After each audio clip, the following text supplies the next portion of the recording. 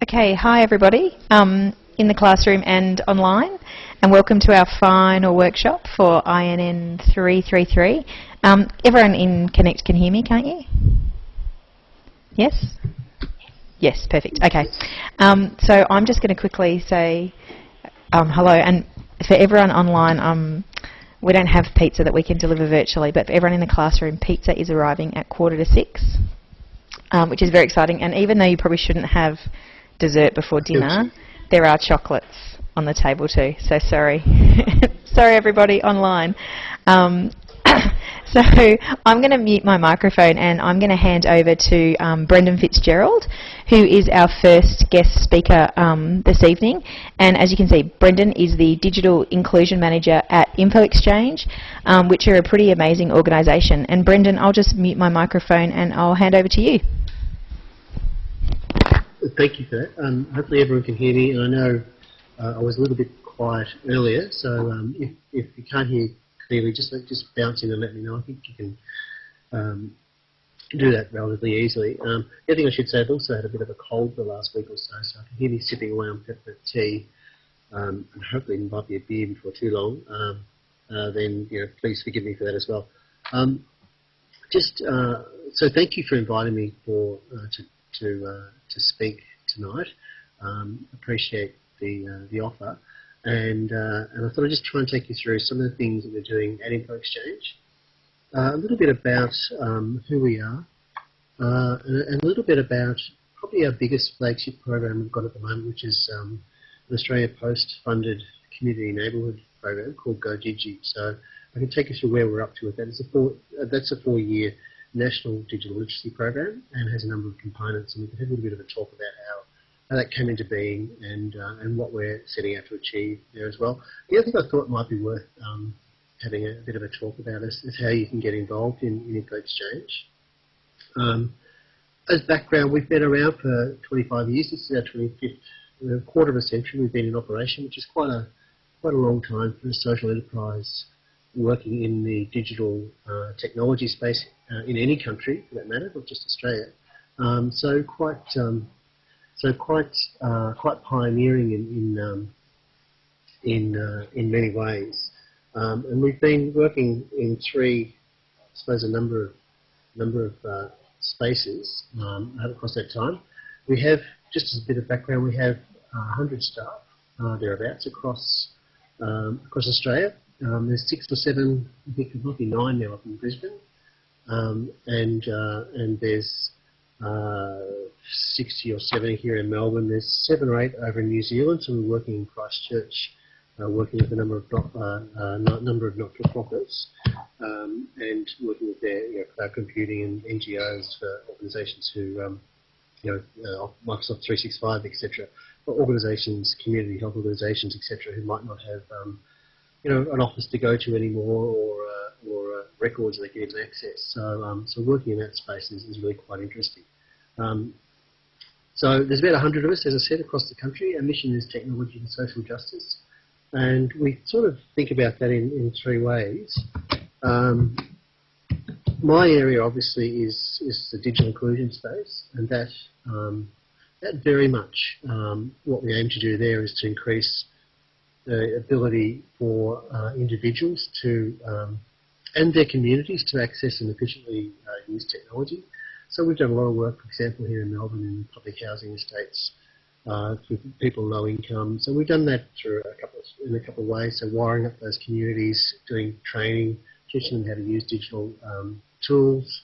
We've had a program called Green PC, which is refurbished computers from government and corporate fleets and with the support of Microsoft, who have been quite a strong supporter of ours over a number of years, provide them for resale and low cost with Microsoft Office on the machine. So quite a valuable piece.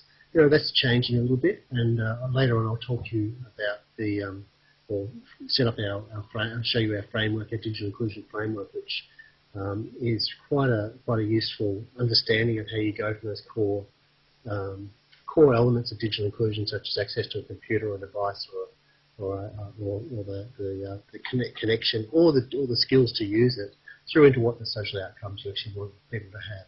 So digital inclusion occupies our mind. Digital proficiency, we probably can't think of a better word, but that's where we're working. That's where we're actually doing digital inclusion work through the broader not-for-profit sector, and supporting organisations in their capacity to support their clients, etc., by improving their use of technology. And that ranges from helping them develop plans through a program we have called Improve IT. The sort of work I talked about in New Zealand, where we're actually working actively with them in planning, but also setting up cloud computing and other ways in which they can successfully use technology.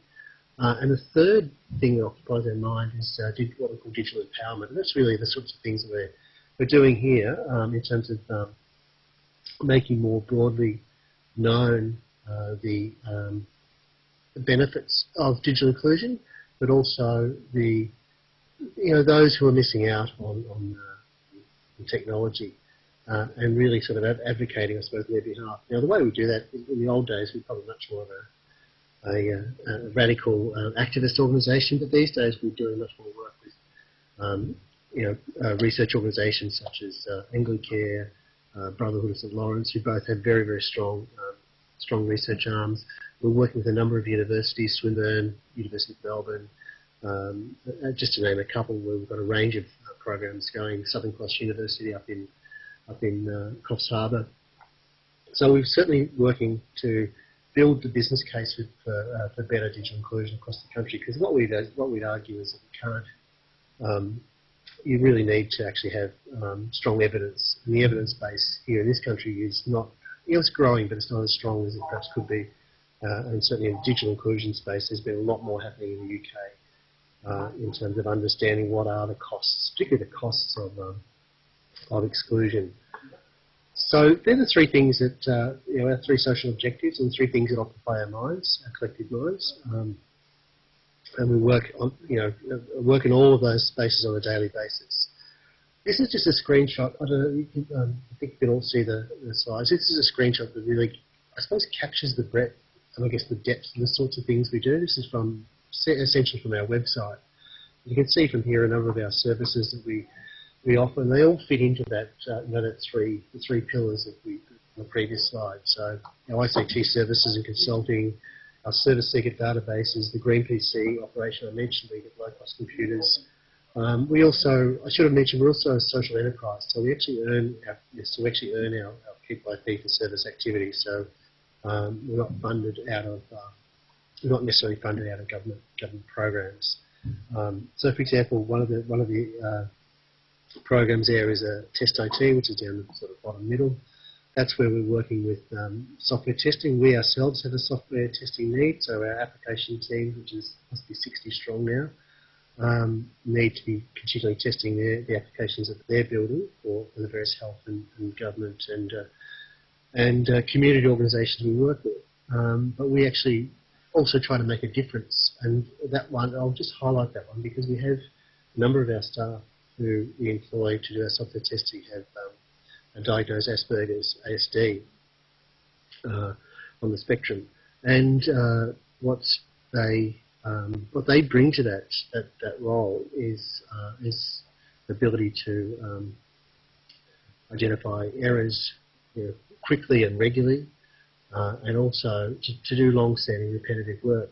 But the reason we're doing that is because we know that in this country, and the guys we've got are all highly qualified, tertiary qualified people, mostly in their late 20s and early 30s, who've had terrible work experience. And the unemployment rate for adults with Asperger's is over nearly 50% in this country. So what we're trying to do, and we can't obviously do everything in that space, but we can actually set up a model where we can actually put a bit of a spotlight on that one issue. So you can see from that spread of services, we do a lot of activities, and we cover a lot of territory.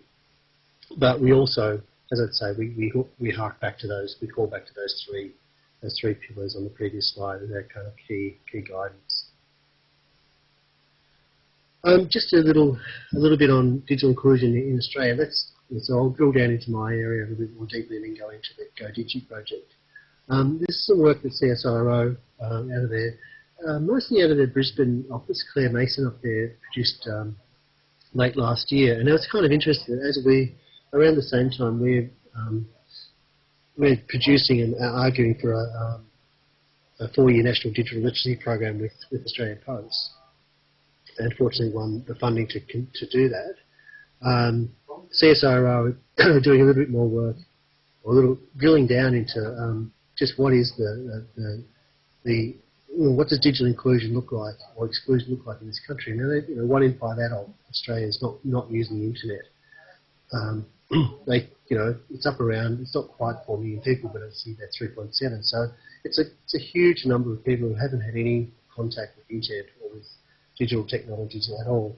And what they've done more so with this report is actually worked out what needs to be done. So in terms of developing skills in the community, so how you actually go about doing it. So raising digital literacy through education and training.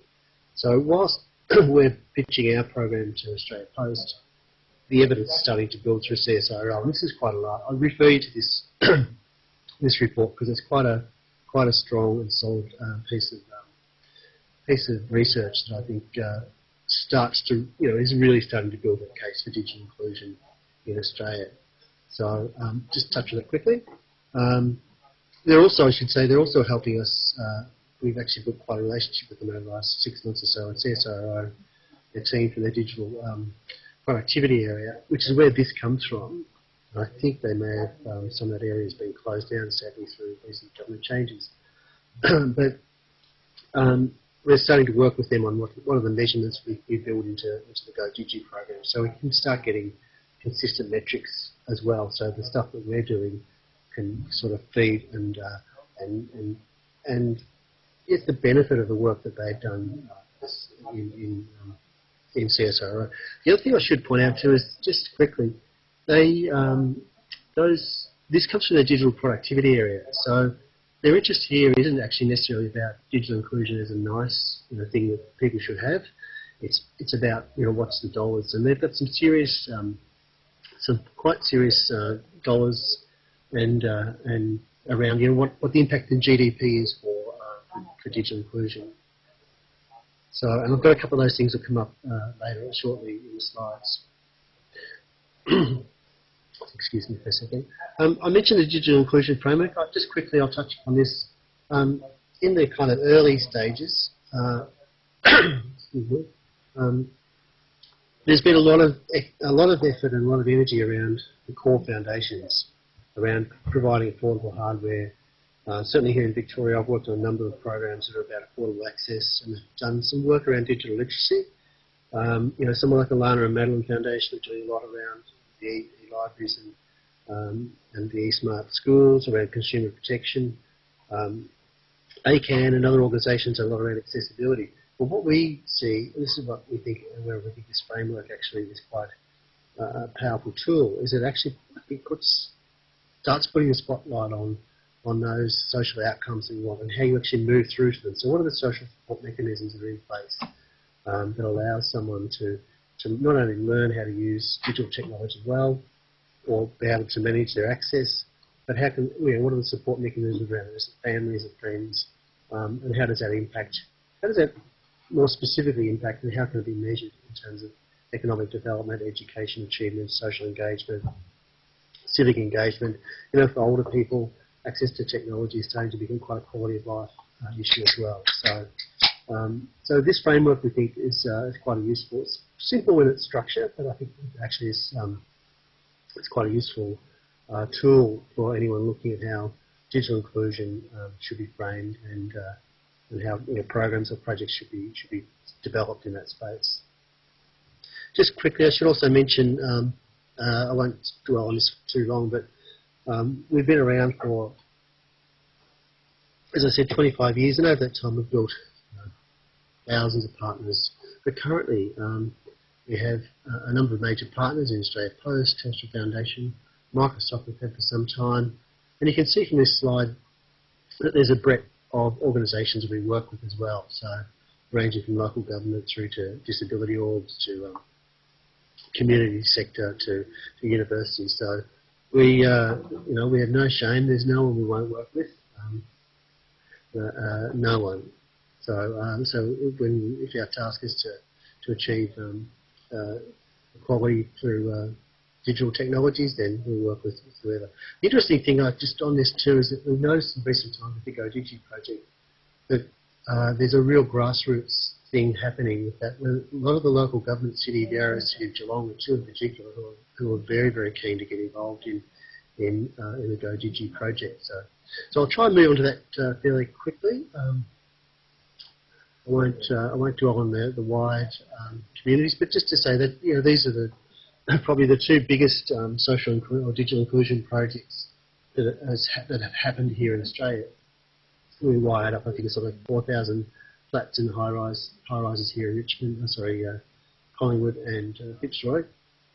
Connected the residents to the internet, trained them, provided a green PC, and there were just real tangible benefits that came out of that. On one of those estates, there was an evaluation, an economic evaluation of the work that we've done there by A.T. Kearney. And these are some of the, I won't go into detail, but these are some of the benefits generated out of that 5 years to that community. So you can see how, excuse me, you can see how those education and employment, there's serious outcomes. The other thing I'd say on this too is that as we start moving towards, and linking back to the CSIRO work, as we start moving towards government engaging digital first, in 2017 I think is the year that is supposed to be where all government services at all levels of government are to be digital first.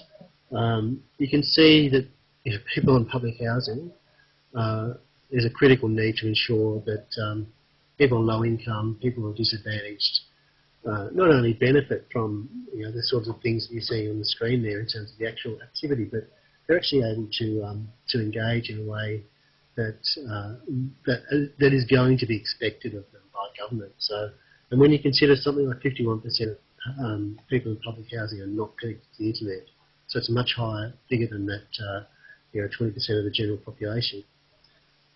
Who is it that government wants to engage with? Engage with. It's exactly those. It's exactly those people who are actually the ones who are likely to be left behind because they don't have the connection or the access or the technology. Or in fact, what's more important, the skills to be able to use technology. And as you drill down into that 51%, you find that there's quite a large percentage of them are single parents. So, think about not having a connection and what that means to a single parent, not having access to for the child not to be able to do homework or to be able to engage in the education processes, and also just the general social things that go on for any young child growing up. So there's quite a serious issue here. And again, going towards the going back to the broadband impact and challenges work that CSIRO did. There's also, this is a really good evidence, I think, of what at the household level, what benefits can accrue. And you can see from this slide that they're actually, they're quite real and meaningful. So in communication, just that the information meeting, they're estimated it's $1,000 a year, $700 a year for communication, online services $500 a year. And this actually aligns with some work that Pricewaterhouse did in 2009 in the UK, where they worked out that essentially one face-to-face government transaction, or any transaction for that matter, is equivalent to 100 online. So if you start thinking about what that means in terms of people travelling from, to do their motor registration, so to be able to just do that, or the motor vehicle registration, to be able to do that from home, or from their desktop at work, etc., and not to have to travel, not have to travel 10 miles in and wait in a queue for 4 hours to be able to get it done. That's where that cost is estimated from. I also think it's that fourth dot point. I think the biggest, CSIRO, I think the biggest, and it's also the most difficult to measure at this point, the biggest benefit is going to be in the greater variety of goods and services, so online shopping and access to being able to make decisions about purchasing in advance. So all those sort of things are actually tangible and real benefits to next generation broadband, as they call it. So to quickly move on to the National Digital Literacy Project, which is now called GoDigi. It's a 6-part program, runs across four years. It consists of 4 what we would call learning aspects. So, and they are the digital platform. So we're building that currently. So that's due out in November, and would have been great to give you a preview of that tonight. But essentially, what we're trying to do here is to reach 300,000 Australians who haven't had access to digital skills at all, or connection at all. Excuse me, and and provide learning opportunities for them. So both online, so the platform will have initially something like 80 or 90 learning guides that you can use, that anyone can use, that public libraries can use, that U3As and neighbourhood houses can use, and rebadge as their own. So in terms of creating a resource base that can be used across the country. It also will enable people to find face-to-face learning opportunities. So neighbourhood houses can upload their training and learning information opportunities. So that'll be quite a valuable tool for those organisations.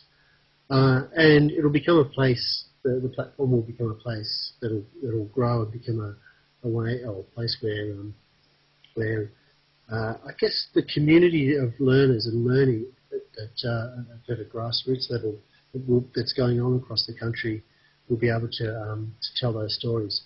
The other 3 components, and I'll go down to the bottom, which is the digital network. What that refers to is actually those people or those organisations that are on the ground already doing a lot of digital literacy training. So their program is trying to create an umbrella movement type approach.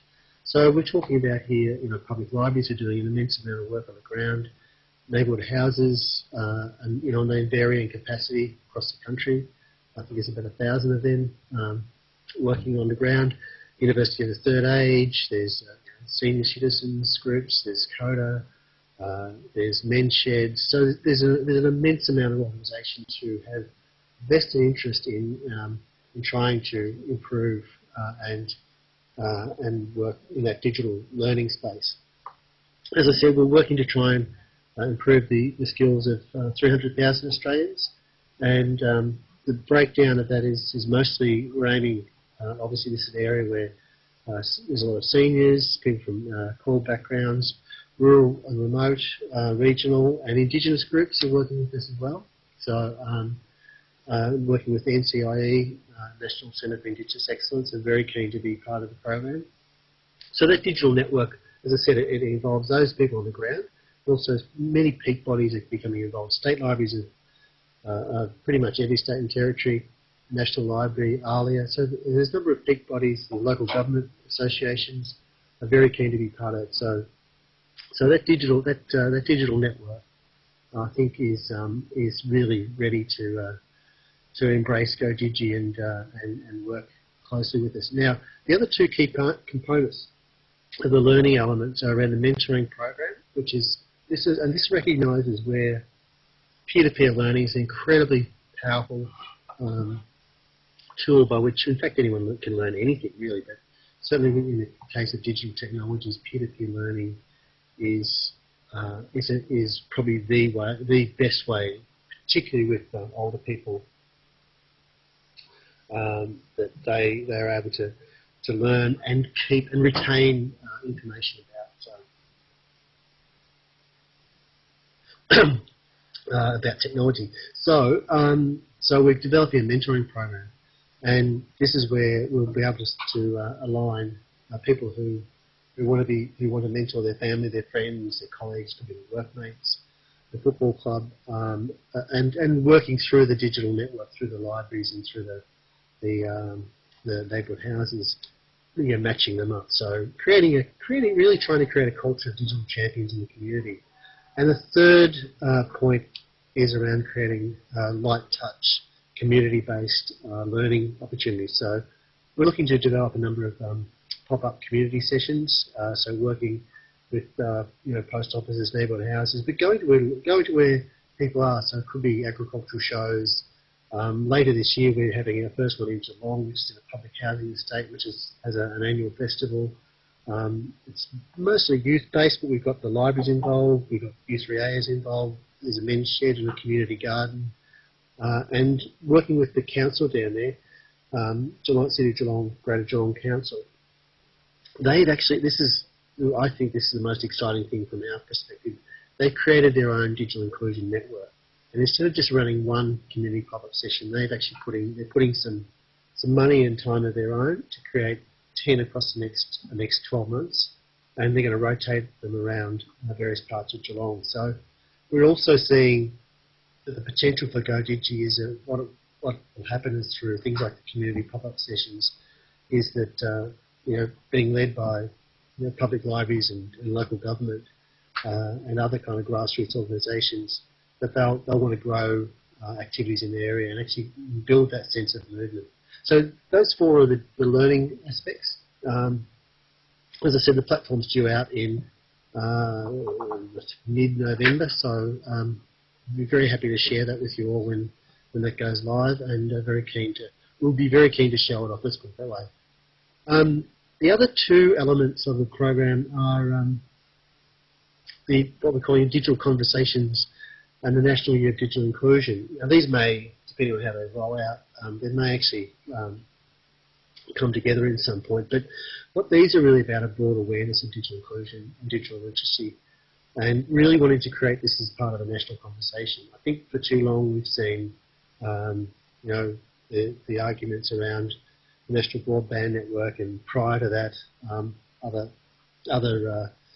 technology developments across the country being about kind of seen essentially through the lens of an engineering project. And what we're wanting to do with this aspect of the program is to actually take a different take on it, which is that this is about people. That digital literacy and digital inclusion is about actually how people use technology, not about, as I kind of flippantly say, blue men or men in blue overalls putting blue cape in the ground. And we also think the opportunity for a National Year of Digital Inclusion, which we've nominally put down for 2016, and we're currently with Post talking to the government about this as a possibility. So this is a series of conversations that will run around the country, so events and forums, a chance to showcase the sorts of things that are happening both through the GoDigi project, but through a whole lot of other things that are going on. A chance to really create, again, that umbrella approach, so National Year of Digital Inclusion, something that's about how people are able to build their community spirit and increase awareness. And if you think that 2017 is the year of digital first, then it would make sense if you were the government to really back something like 2016 as a National Year of Digital Inclusion. So as you can see, they're the 6 elements. I would refer to the fact we probably looked, in designing the program, we looked at a lot of the things that the UK had done. So the Race Online 2012, which when it got to the end of December 2012, they had to change the name of that program. But Race Online 2012 and I think it's now called Go Online UK have done quite an amazing piece of work to improve digital literacy and digital awareness and understanding in the UK. And I think I saw a recent figure that there's actually quite a difference. I'm just looking around for it. There's actually quite a difference in internet access and understanding in Australia as compared to the UK. It's about 8 or 9% roughly of I'll try and dig that figure out for you. But it may be as much as 7 or as low as 7. But nonetheless, there is actually a difference, and we think that Go Race Online campaign had a lot to do, has a lot to do with that awareness. And certainly in what they're doing in the UK and trying to build awareness, understanding and use in the public housing sector has been quite important. As you can see there, the 6 elements, they sit together, and the branding which you'll start seeing more and more of. And you can go to the Info Exchange website, you can actually sign up to hear more and more about the program. But as the program rolls out, you'll start seeing more and more of our beautiful purple logo, and you'll start seeing it in kind of neighbourhoods nearby. We would also love, one thing we would love is for, if you're involved with organisations yourselves, who you think could be partner organisations, we would love for you to be in touch with us and talk to us about what's possible there. Also, as I said, we want to create a mentoring program. With our mentoring program, we want to create a culture of digital champions in the community. And what better digital champions and people who are involved in the IT industry, the internet industry, the information industry. These are, as you all know, and you yourselves experience in everyday working life, you have access to some wonderful skills in terms of understanding how to use technology, and understanding how to understand information. And if you're able to share that, even for a couple of years with a range of people, the impact of that should be quite amazing, I think.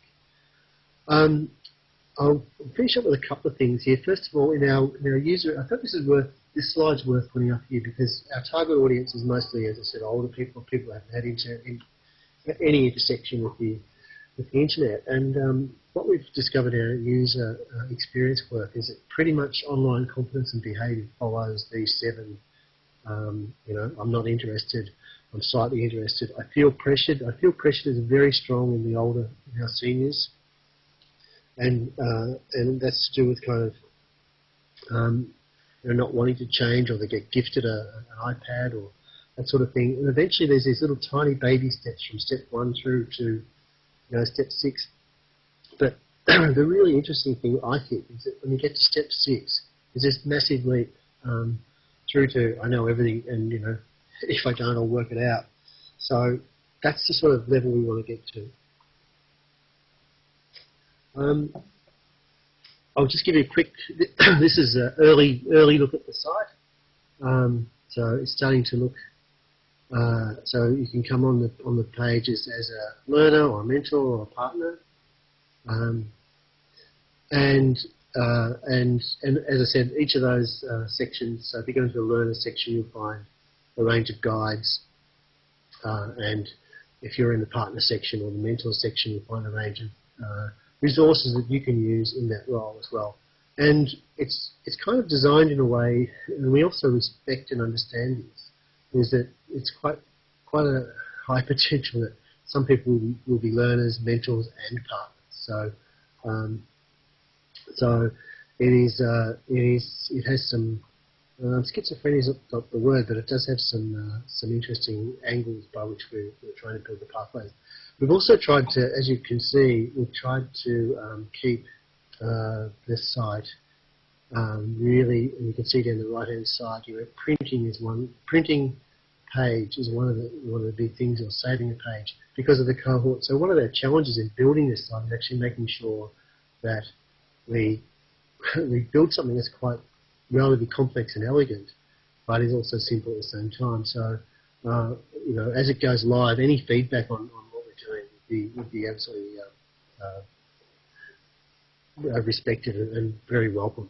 So if Kathleen wants to organise that at some point, that would be fabulous.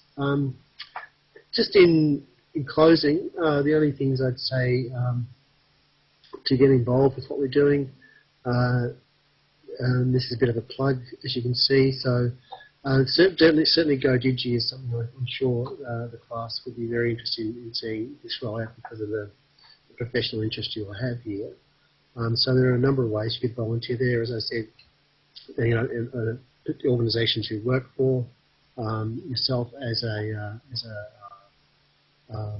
as a mentor, family and friends, etc. Or the other things you can do if you want is actually, we're actually a charity, I should have said too, so you do have tax deductible DGR status. So if anyone wants to give us money, that'd be great too. If you need further information, have no hesitation in contacting me. I will be, as I said, we'll be spending a bit of time in Queensland over the next year or so, and as the second part of the program rolls out, I'm sure I might even have an opportunity to come and meet a number of you. So can I say thank you for your time, and wish you all the best. I hope, I'm certainly open to any questions. I think that's let's just get into questions now.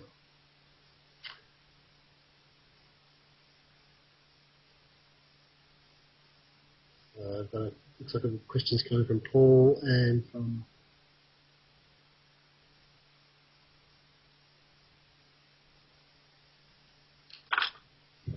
thanks, Paul.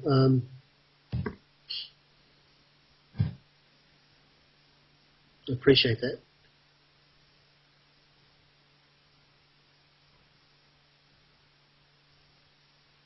Oh, yep. Oh, the Asperger stuff. Yep, I can.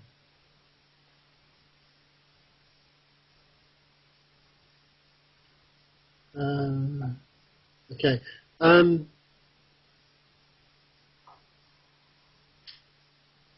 That side was okay. So there was a question about the Asperger test OT, how that came about.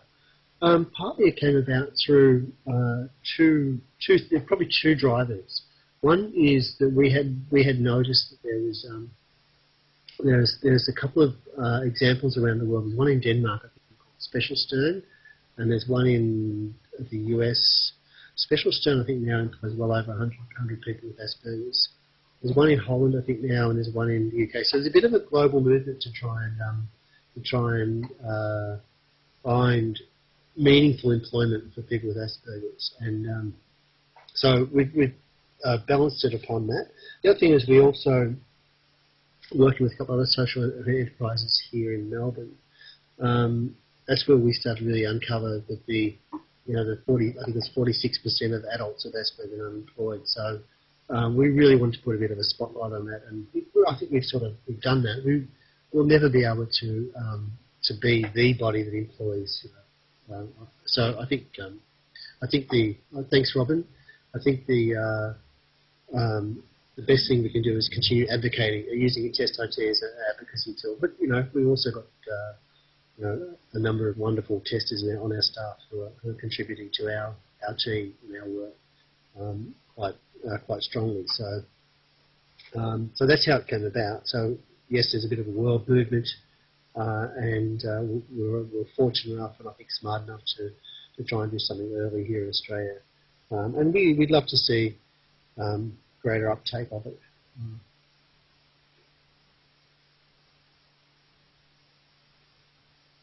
I'm just trying the chat window. Just so you know, the chat window is quite small, so I don't know if I hope I've actually captured everyone's questions.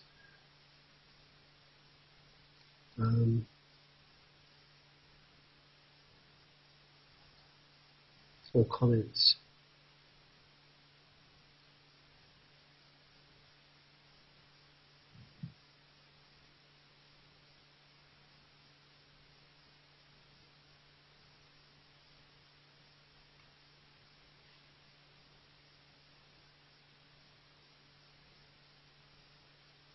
So a couple of you said thank you, or a number of you said thank you, so I appreciate that. It's, and Kim, the last slide, I'm not sure what, I'm a bit unclear about what that quite means. And Robin, good luck with your assignment.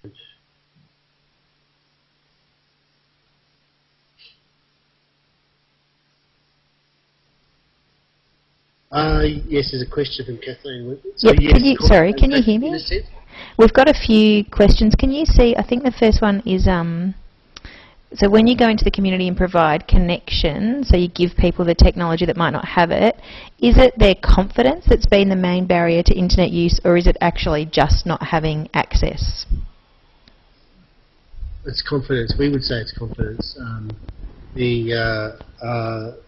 It's the biggest. We think that's the biggest barrier. In fact, in a sense, this is as much a digital awareness raising campaign as it is a digital literacy program. So it's that confidence level. We come up, and it certainly is the case with people who haven't had access before or know how to use skills. And you saw that from the 7 levels of online competence and behaviour. We see that quite regularly. And once someone knows how to do it, or the other thing that happens is people will underestimate just how actually good they are. And so, you know, someone with technical skills is not necessarily, or someone without technical skills is not necessarily, or at all things. We found a number of people through our user experience design work who would say, look, I know nothing about technology, but they'd be all over something like Facebook or the Chinese version of Facebook, and they would know how to do absolutely everything in settings and all sorts of fine detail. Now, that's someone who's actually quite digitally literate, I think, but they just don't. It's in a kind of a spike, just in those things that they know and know well. Okay, and then I don't know if you've seen the questions. So there was a couple about if you work in retirement villages and how Geelong libraries are assisting with the project. With Geelong, so I'll do that one first. With Geelong, they're part of the digital inclusion network which is set up. So in the first instance, what they're doing is they're involved with providing, as I said, the pop-up will be in a social or public housing location, but it'll rotate to the library, I think, on the 2 days later, and first of all, it'll be a location, so they'll use their venue as a place for pop-up to go to. I think the next day it's going to either the post office or the gov. So it'll be rotating around. They're also getting involved in providing learning materials. They selected their own content that they want to focus on. So I'm trying to remember them, but there's 3 things I want to focus on, which is financial literacy was one, cyber security was another, and I think emailing a photo. So they're not there's no rhyme or reason to that, why those 3 were selected. And I think the 4th one is because the council down there is starting to Wi-Fi up all the libraries, libraries are Wi-Fi up as it is now. They'll be teaching people how to actually connect their device, whether it be a smartphone or a laptop, to the local Wi-Fi. So it's awareness raising is what the library's really doing. But they're heavily involved in the planning, and they're seeing their role as, I think, part of them in their community. This is really how they're assisting. And also the other thing is, a network partner, they're also running in-situ training opportunities. So what they're doing is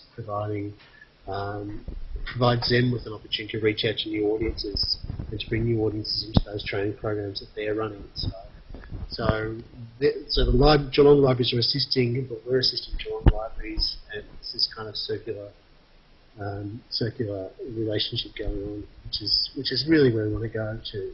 I think they're also partly driving the work around thinking about Geelong as a region having a digital inclusion network over a longer period of time. So looking to, they're interested, I think, and so is Geelong Council, interested in embedding this as a skill set inside their community. I mean, as a community, they've got quite a lot of issues facing this point with their closure of Ford and all the component parts around there, and I think the aluminium smelt is going as well. So they're losing a lot of employment as well. So anything that can help with skill development in their community is really, really quite powerful. So, Paul, you had a question around retirement villages.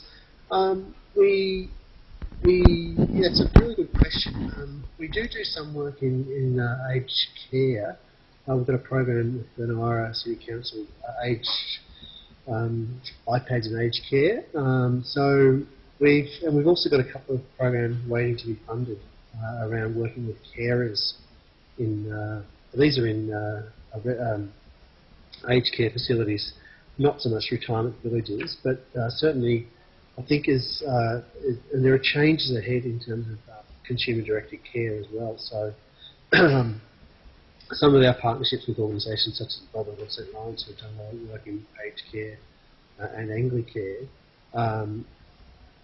they're really honing in on the technology, digital technology overlay that the residents and carers and those organisations need to have, partly to make retirement villages and aged care facilities, as places that you'd actually really want to go. And I think that's actually one of the great challenges. How you actually make aged care a place where people see it as a favourable, fit place to end up. So yes, we are doing a little bit. I think, Paul, we're going to be doing a lot more because just the ageing society we live in, and I think the way in which technology is moving, it's going to be impossible to avoid that space.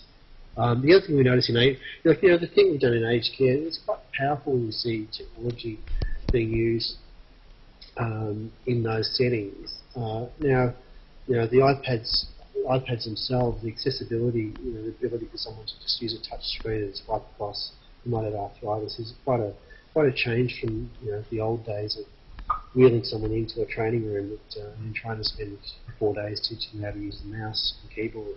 So it's quite liberating technology. But beyond that, so a lot of the apps are also quite important in a range of ways. So we're seeing them being used for things like armchair travelling, for things like memory recalls, for taking people going back to their home, the streets they grew up in. We're seeing them being used for meditative purposes, so you touch the screen and you get waterfalls and sound and so forth.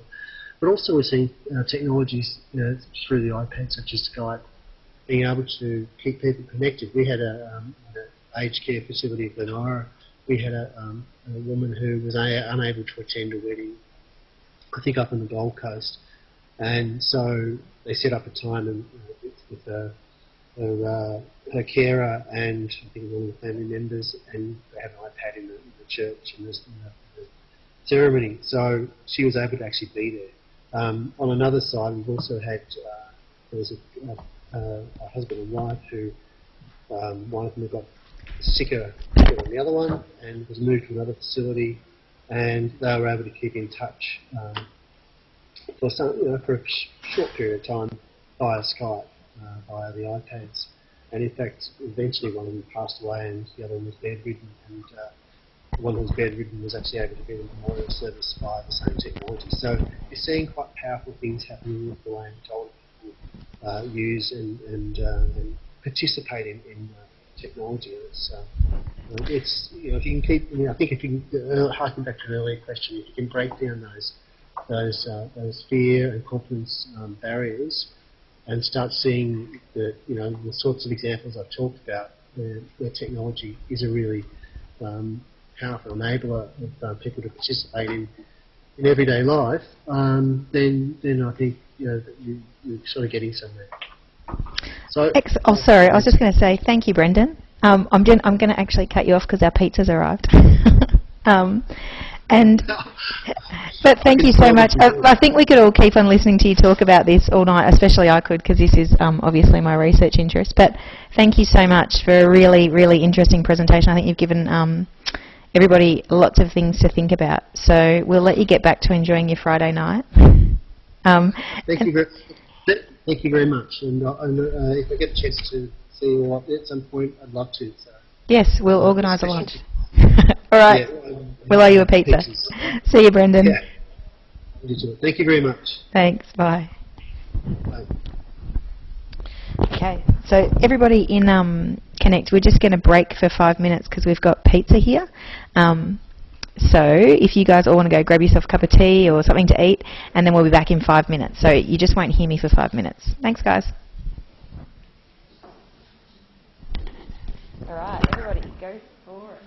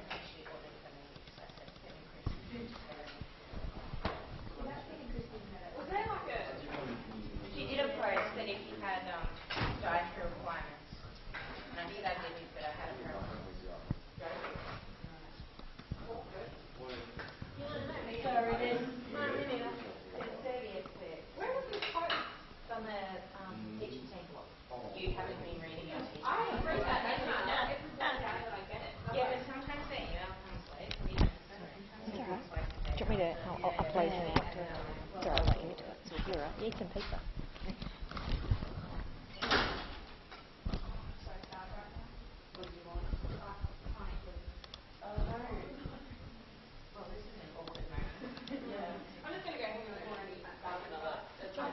Well, at least your boyfriend made you about yeah. I think they're obviously two is the most attached.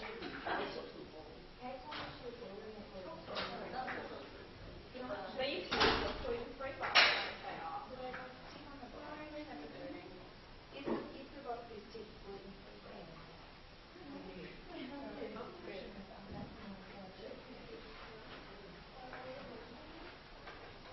The vegetarian one. Well, it's got a G on it, then it's so that's gluten free. The cake says you're gluten free. You don't have to go to the corner and try it.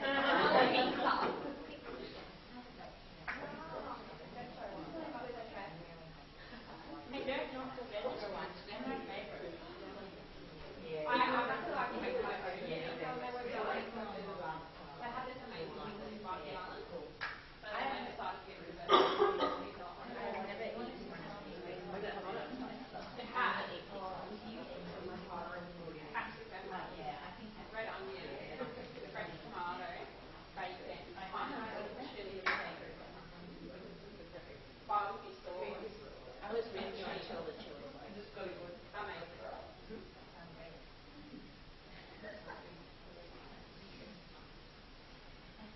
But you don't know how many they actually eat, like, they make nice pieces. They look like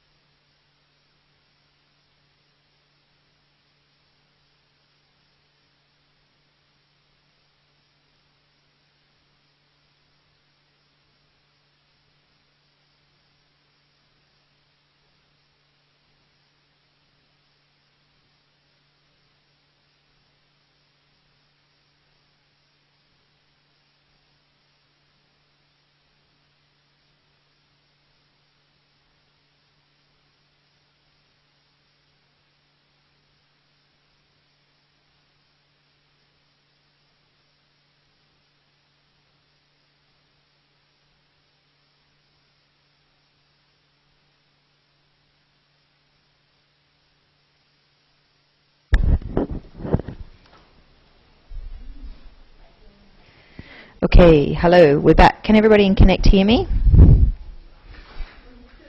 I always feel funny saying that. I'm sure you can. Yes, fantastic. So our next guest speaker is Stephanie Bradbury from QUT Library. But just before Stephanie starts, I just wanted to highlight a couple of things that Brendan said in his presentation, which I think are really important and might be useful for your proposal for assignment 2.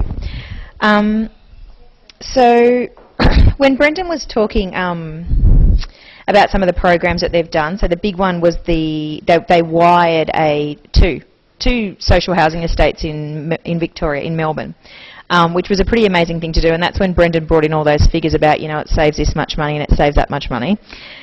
I think that was really interesting, the way that he framed that, and that's something that you might want to think about for your proposals. Are you here for INN 333?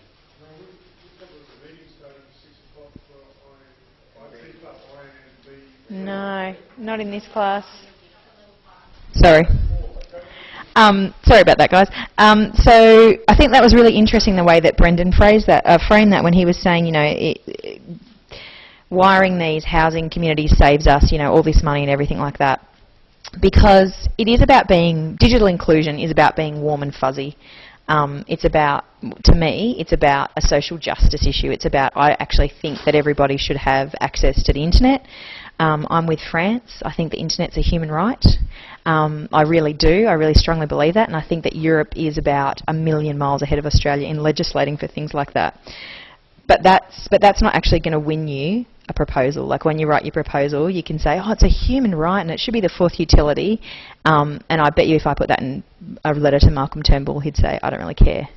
You know, so when you're writing your proposals, it's really nice to do things for social justice reasons, but you really need to make sure that you frame it in the way that Info Exchange does, because obviously when CSIRO and Info Exchange are writing those things, they're to go across ministers' desks, who can then say, oh, if we spend $5 million here, we'll save $50 million in education and employment. So just think about that when you're framing your proposals. I thought that was really important. All right, and also Brendan talked a lot about digital literacy, financial literacy, all those things.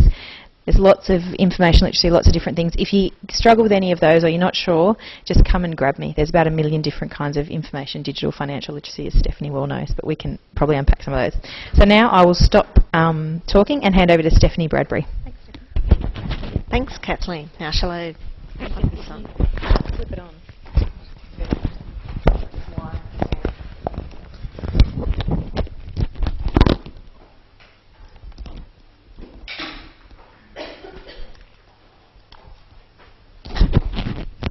Okay, thanks everyone. Now I'm going to talk today. Whoops. How do I get that? Oh yes, okay, got it. Yeah, okay, thanks. Going to talk about how the library uses emerging technologies to deliver programs to researchers, and more importantly, that's what Kathleen asked me to talk about, because that's what the unit is. So I'm also going to look at the technologies that we know researchers are engaging with and how this has influenced our programming. Now, I just have to get used to these buttons here. So I thought I'd start with, I'm going to talk about a few things. One is our web page, the web page for the library research support. And I should say I'm in the library, and my position is Research Support Coordinator. So I coordinate all the activities and events that we run for researchers, and we have quite a range, we think, at the moment. Our numbers show. And one thing I want to talk about is our web page, and we reconfigured our web page during this year. Around March we released it, and we had a web page where we were working in with another part of our division, high performance computing, and it was sort of a very difficult site to find. It was a little bit difficult to navigate, so we had a little project where we put all of that information together, and we did, I guess, disaggregate from HPC, from our other divisional friends. We haven't left them altogether. We provide links to their material, but we have found it more useful for our researchers to have our own page. But what we have done is we have categorised our material and services, and on the right-hand side we've provided our research life cycle and connect to other parts of the university. And that's a big part of what we do, that we don't operate in that silo. We're working very closely with other parts of the university, and we like the researchers not to, ideally it is great if they don't need to know where services are coming from. Sometimes hard to pull that apart, but that's our goal, that they can just find something, not needing to know that that's particular services in the Office of Research or with the Research Student Centre. It's just seamless. Okay, so I'm going through here, and another big part of the website is we added this section on research tools. So I'm going to talk about how we actually found the tools to put in here. Some probably very obvious that they're part of QUT, and others we do sort of look around or seek out from our users what they are using. And we divided this up because there is just such a plethora of tools available at the moment. Some are freely available to everybody. Some are supported at QUT, which is a big thing for us. And others are just out there. So what we have done is we've got our headings, then we have our list of services, and then we've provided, I guess, a little badge that shows that the ones that are supported at QUT.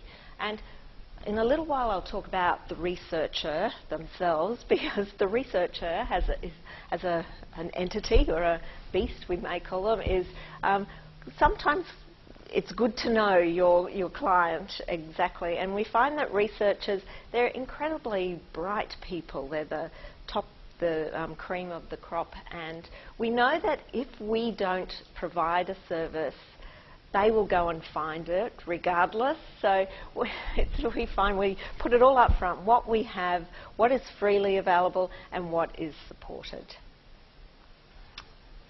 Okay, so how do we know what tools our researchers are using? So first of all, as I said, we have to get to know who our researchers are. And at the moment at QUT we have, at this very day point in time, we have 2,323 HDR students, and that's high degree research students. And you'll see that we use a lot of acronyms at QUT. You'd know that already. And so our HDRs are our high degree research students, the PhD students plus Masters Research and professional doctorate students. But a really big thing to know, to keep aware of, is that over the next couple of years we're planning to increase those figures by 400 to 600 per year. And we also have our ECRs, early career researchers, who are usually 5 years out of their doctorate, and mid-career researchers as well. And then we also have all our different institutes and faculties. And I've put this in just to show, just sort of to, I guess, give the idea that everybody does very, very different research, and they all do it in a different way as well. They also publish in very different ways, and that affects the service that we're providing. And I won't go deeply into it, but we've got Institute of Health and Biomedical Innovation, or IBI, and they do research in, it ranges from CARS-Q, doing road transport research, to optometry research, and I guess they're doing research now into juvenile diabetes through eye tests, or diagnosing juvenile diabetes through eye tests, and more. And I've kept in here, so I've kept the institutes on the left-hand side. Then over here we've got some of the faculties, and I've also mentioned School of Information Systems, only because they're different as well. And we do notice how the researchers even communicate is within their own groups is very different. And School of Information Systems, we know, are very big users of Yammer, and will use that too. They're one of the only areas that I know of in the university that really rely on that service and really embrace it, whereas it hasn't taken off to that ability with the others. So I left this blank, but these are our faculties. But I just thought, because I didn't want to sort of I guess, say why they're different, but some areas that they're different is that if we looked at publishing, we know within IT they publish a lot of conference papers and they are not so heavy on the journal articles. In law, they publish, even journal articles not so big, it's very jurisdictional, so their work is published mainly within Australia, not so much outside. As you would think, health, very big into articles, but it's just such a wide range of, I guess, people and different types of research that we're servicing. So now, going back to that question, how do we find out about what people are using, what research tools to feed into our programs? I guess got 4 different areas. So one is literature, just picking up ideas from things in the literature, social media, what's happening at the moment. Another, conferences, from conferences we attend, and also publishers, they're a big part of what we're doing. And focus groups and surveys that we conduct ourselves, and as well as information sharing. And information sharing can be just going to meetings, particularly outside the library, and we get a lot of information from our liaison librarians who are right out there in the faculty and talking with academics all the time. And other areas that we're working with, HPC, High Performance Computing, and the Research Students Centre, who are managing the research students and their candidatures. Okay, so I'll go through a few of these. First, I've just got a few examples from the literature, and there are many, many reports out there, something like Survey of Academics. This is by JISC, and JISC is the Joint Information Systems Committee. I don't know if you've come across them, but they do an awful lot of work, research sort of work. They're based in the UK, but libraries all over the world would, I guess, look to them. They're a very influential body, or influential in that they do research, they do a lot of surveys, focus groups, etc., and then present that in reports. And you won't be able to see that there, but later, if you follow the link, you'll get the idea of the sort of material they present on. And another one, actually, part of this report was also produced. This report was also produced by Research Libraries UK, and they're not quite like JISC, but also a body that we look to. Now this one is again by JISC and British Library Researchers of Tomorrow. I won't read through that, but it's great for giving advice of what technologies are coming up, and I guess identifying, because there are a lot of technologies available, they're coming up all the time, but it's really identifying which ones are going to take off. Lastly, I think in this lot, we've got the Horizon Report, and the Horizon Report is very much focused on the learning and teaching side of higher education, but there are some snippets and gems in there for us. And we were talking before about digital literacy, and something that came up in the 2014 report was the low digital fluency of faculty. So, whereas students, it's been identified that often students are very high in digital literacy / fluency. Academics may not be at that same level. Okay, let's and then also from the Horizon report, there's a nice table that we find that produces all the key emerging technology. So that's exactly what we're after. And for us, we're probably looking at this area here, social media technologies and the visualisation technologies as well. They'd be our key areas. Other parts of the university would look at different areas. And I'd say too that we're sort of focusing on this year digital identity, or like profiling, the profile of the researchers. And we'll soon be implementing an institutional licence of ORCID, which is a service that allows each researcher to basically be given a number, their own unique number, and they will use that when submitting their manuscripts. And why that is a good idea is because it eliminates author ambiguity. Probably within Australia, if your name was Jan Smith, and I apologise if anyone's name is Jan Smith, but there's probably a lot of J. Smiths out there, and if you have one number that you retain for life and that's monitored, managed, etc., that will help with keeping all your publications together and being able to search for them. Okay, and that's a really big problem in China with more and more Chinese or researchers coming on board. They don't have the range of names that we have, and there are more and more of them, as I said, and it's becoming harder and harder for them, in particular, to disambiguate their services, their publications.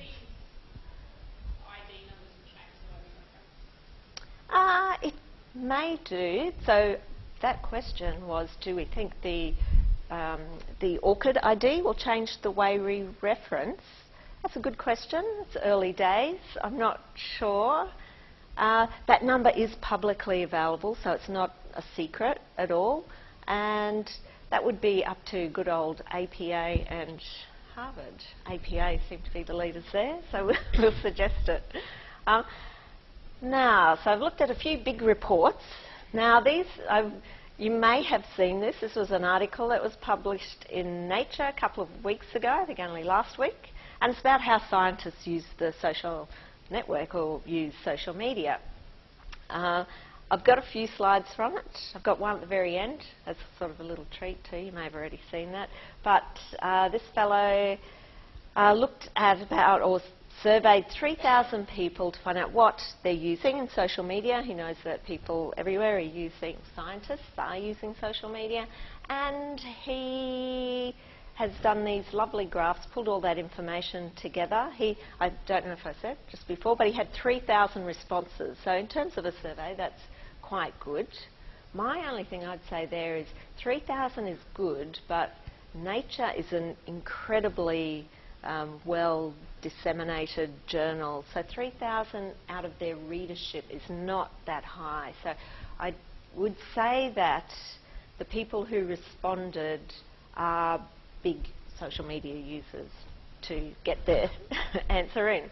Anyway, so it's quite interesting because it does give insight into why people use, say, Twitter, Facebook, LinkedIn, etc. So this one is Twitter, and you'd say mainly they're using it for following discussions. This one is LinkedIn, so there's an obvious difference. People are using it in case they are contacted, and also, of course, to discover jobs and information about their peers.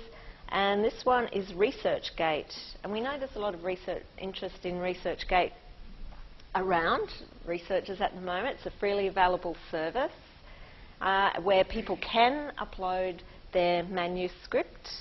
It's sort of, I guess it is not quite similar to QUT ePrints, but it can be used in the same way. And what this fellow's finding, and what we agree with, is that it is used mainly for people to, in case they're contacted again, or if just to find out information about their peers. Not so much for, even if you look here where it does say to upload their material, it's not being used for that at all. Okay. But regardless of all of that, I guess one thing, they did divide the faculties, the responses up between faculties, and I think you absolutely have to say that all of those services have remarkable reach, and whether they're science and engineering or social sciences, arts and humanities. Okay, now that hasn't transferred exactly right, but a little bit quickly about QUT Library and what we do, and I wanted to include a little bit of information about something we did just last year, and we ran a large user experience research study, and it was run by a consulting company called PQusability.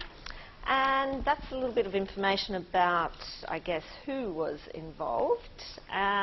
I'll tell you very briefly, it was run from November 2012 to April 2013, so that's quite a long period of time. And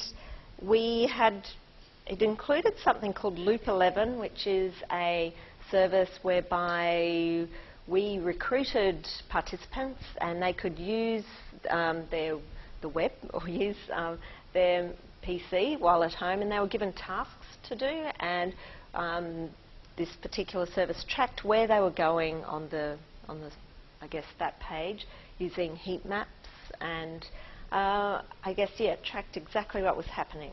I'll leave that all for you to read later, but we'll get to the results. Oh, it also included we had 15 people who were given more definite tasks to do, and they were watched in great detail. And one of them, say, relating to research services, research support, was to find an e-print item by a particular author. Okay. Part of that also, the company devised several personas, and persona 4 was a research person. Was a senior research fellow in the Faculty of Education, and they provided a description of that person and gave them tasks to do. Okay. Now, probably a little bit about the results, and this is just, I guess, one part of the results, but this was about what people were aware of, but how they also thought it would be useful. So this is our area in red here, so QUT Library Research Support, and this is when we had our old website too, we have to remember that. So we had about 39% of people say they used it, 43% were aware of it, but the really interesting figure is that they had to rate out of 5 how useful they thought it would be, and so it was all I guess averaged, and it came down to 4.2. So what we took from that is, yes, it is useful, but it's probably not, it's buried too far down, a bit difficult to find. So as part of our exercise in building the new research site, we had to lift it up, and we had to do many other things too, and they included less click points, so not so much clicking to get to particular sites, hyperlinks, all very obvious things, hyperlinks, different colours, etc. Okay. And so how that ended up happening, oh yes, we also discovered as part of this survey or study that I know you've been to the library webpage, and it's actually a very long webpage, but a lot of people didn't realise you had to actually scroll down to get more. So there you go, things you learn. So we always were here, we're still here, but we've now redesigned our web page, so it looks like this, and I've already told you some of those changes, so we'll move on. That's all I'm going to say about peak usability study. I'm now going to talk about some of the surveys and focus groups that we run within the library itself.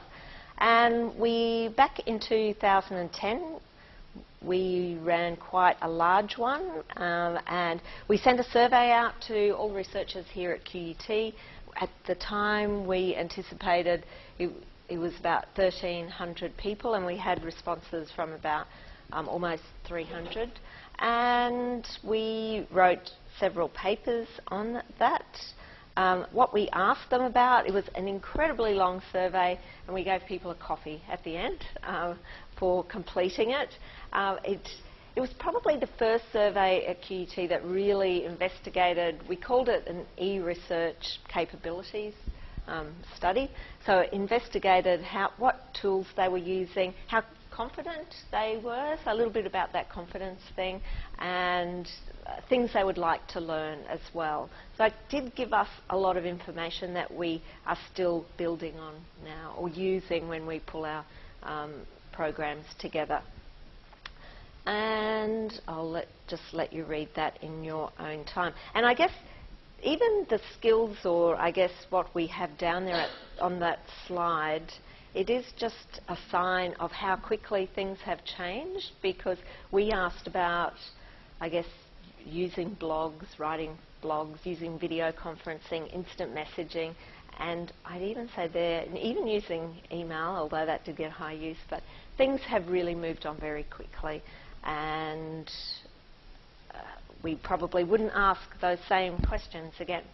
At the very end of the survey, we asked what 3, and we did call them e-research skills. Now we just call them research skills. Would you be interested in learning? And a lot were related to statistical analysis, but then we do, and data management, but we also had collaborative tools in there, which we have addressed in our sessions. It's quite a challenge because people don't naturally like to take time off to come to things, or they register then they don't turn up. So we're still getting there, and we're exploring now using more videos, online videos, just very short items. And I've got one more survey, one more focus group that we did. So last year we ran a focus group that was on bibliographic management systems, and we wanted to know what people were using, because we knew that different researchers, different students are using different products. So at the library we support EndNote, and we have very detailed support for EndNote, but we know there's a lot of other things out there. So we had 2 focus groups, one at Gardens Point, one at Kelvin Grove. We had a few HDR students and researchers, and what we found is, yes, everyone's using something different, but sort of more interestingly, we found that people weren't so much wanting to go to a class and learn a different product like Mendeley or Zotero. They were quite comfortable in learning that themselves, and what we really found is everyone was really interested in the workflows that were attached with it. So people weren't even using just Word. Some people were using another product like Scrivener, and everybody had a different workflow, and it's the workflow that really helps improve your, I guess, organisation and how you produce your work. So yes, coming soon we'll be having a session about workflows, and we're going to provide it in sort of a forum way where different researchers come in and share how they use their workflows. And yeah, hopefully that will enlighten everyone. Another thing we've learnt too is that researchers usually like to hear from other researchers. And that was one of the big findings from our original survey. They don't mind it, but they're more keen and they're more likely to pick something up and use it if they hear it from one of their peers. And that can be just, in the corridor in a meeting. Then that sort of, I think, relates to that idea of coming to a session, listening to a librarian. They're okay with it, but it's better to get the new researchers doing that. Okay, just a tiny little bit about emerging technologies. I just put in a few. I know I wasn't going to focus on that, but I don't know. I know you're probably all on top of this, but something that we've heard about from other researchers just recently is IFT. It's if this, then that, and it's just one of those social media manager type products where you set up a little recipe. So if you add your Twitter account, you add other accounts, and it can read your tweets, and then you have sort of a little recipe or a flow chart in there where it will send them off to certain things, or it will even, if you receive a tweet on something with a particular hashtag, it can retweet it for you if you choose, if you want. That's one. And it looks a little bit like that. You've got your triggers, then you've got your actions, and you match that up. And then here's another one, Trello, sort of something new, and that's like helping you organise things. You can bring your email in and have your little post-it note type things and your to-do list. It's a little bit of a board for you. And then MindMeister. This one we know is used out there in research land, so it's great for building mind maps and doing that initial sort of scoping work you need to do. That's it. I guess, and the other thing we say is you really do have to experiment and try new things, and I guess the most important thing is there's no one perfect tool for everyone. And no correct way of doing things now, and that's part of that workflow idea. Now, I have got just a few more slides that I might just very quickly go through, because I know in what you do, you put together a program, so it's sort of all about building a program. So I'm just going to show sort of how we get to our programs in research support. And everything at QUT starts with the blueprint. So the blueprint is our, I guess, is our strategic direction, tells us where we're going for the next couple of years. And we're now up to Blueprint 4. And this one has only just been released.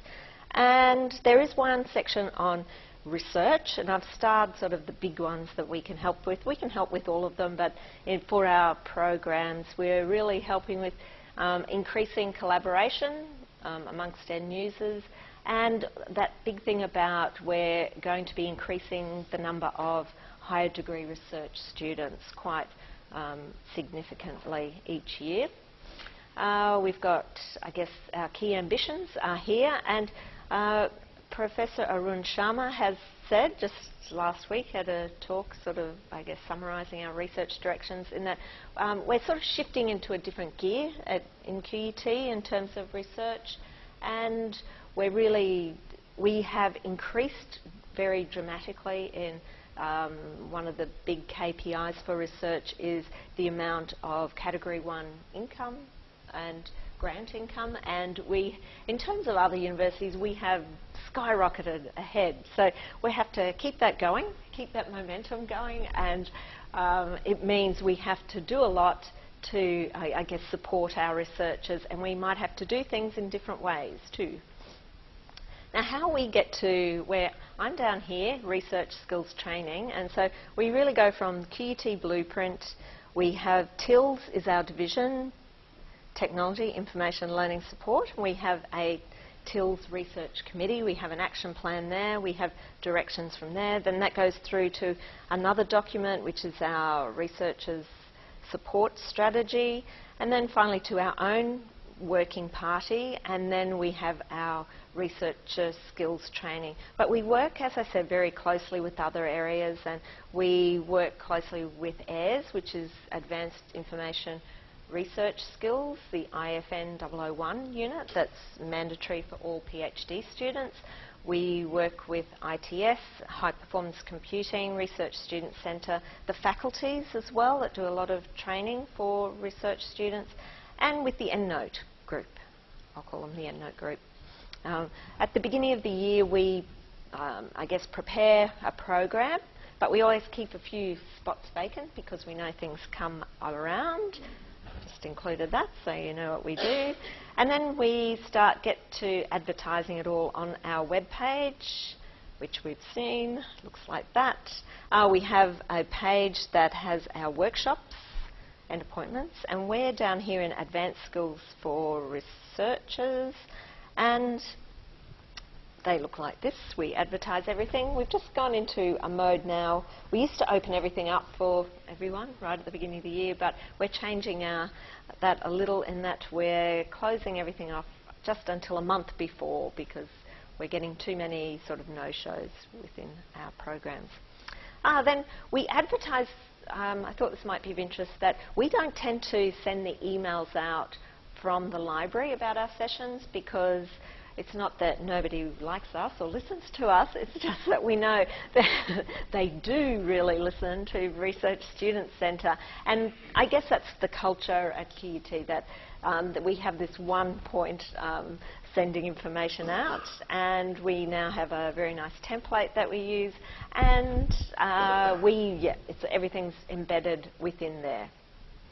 And so we have a very close relationship with Research Student Centre. These are our, I guess, numbers from semester 1. We also, just a little bit about numbers, we do anticipate that our numbers won't go up now, because we're offering more and more online, and we also have just this year, or at the end of last year, we changed AIRS, and AIRS now contains a lot of information that we I guess, used to spend time on. So we know people will be attending AIRS, and our numbers will be influenced by that.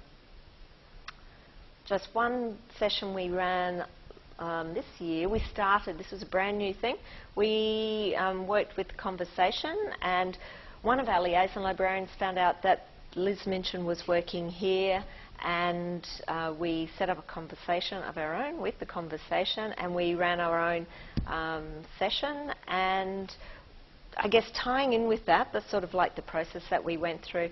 And we really did make a big thing of it. We had our own library web banner for it to promote it, and we tried to get researchers in. And they're all quite interested in the Conversation, so that was sort of half the battle. And Liz did a great talk, and just by pure chance, she talked about one particular researcher and who had written an article, and she was actually in the audience, and we sort of tied it in with her ePrints downloads, and she had written something around December, and it was about the heat, climate change, and houses in Brisbane, how they're designed. And we looked at her ePrints, and we noticed there was this huge spike in her downloads around that time, so people were going looking for her material, which was a great thing. So then when we reran that session, we included that particular researcher, Wendy Miller, in the session. And then that's just a little bit about, after the session, we send out an email with all our resources, and we put the resources up on the wiki, including a video or a lecture capture of the event. That's some of the feedback that we received, and we do take all feedback on board and rejig, I guess, our sessions after that. So that's pretty much it. It's just to say, I guess a lot of it is about thinking new ways. I think everything we do in research support is very exciting, but we often say sometimes we'd love to do something over again, but we change everything frequently, and we really do try to keep up to date, which keeps you on your toes all the time. And now this was, I guess, my little treat for the end. So you might have seen this. So after all the Nature article that went out about by Richard Van Norden about how people use Twitter, ResearchGate, etc. Some PhD comics do wonderful little comics, and if you want a distraction through the day, just subscribe to them. And they produce this one about why academics really use Twitter. I'll leave that for you. Okay, any questions?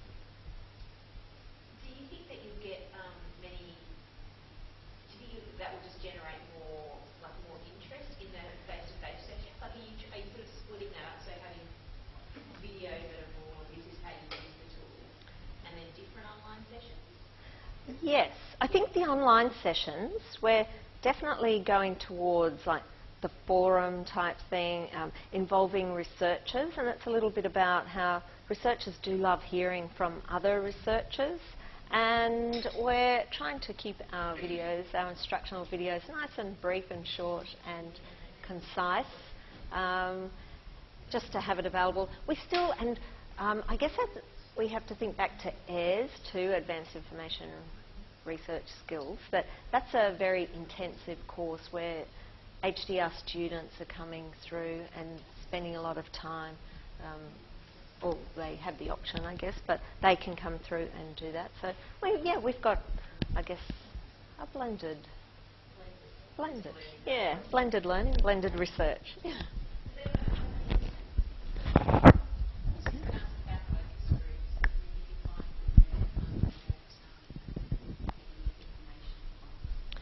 Yeah, the question was about focus groups and whether they are good to get information, and I would say yes, but you have to be very good at including the right people, or including the right range of people, and you have to have a good facilitator as well, or someone who can keep the conversation going without it getting lost or too deep into someone else's rant. You don't,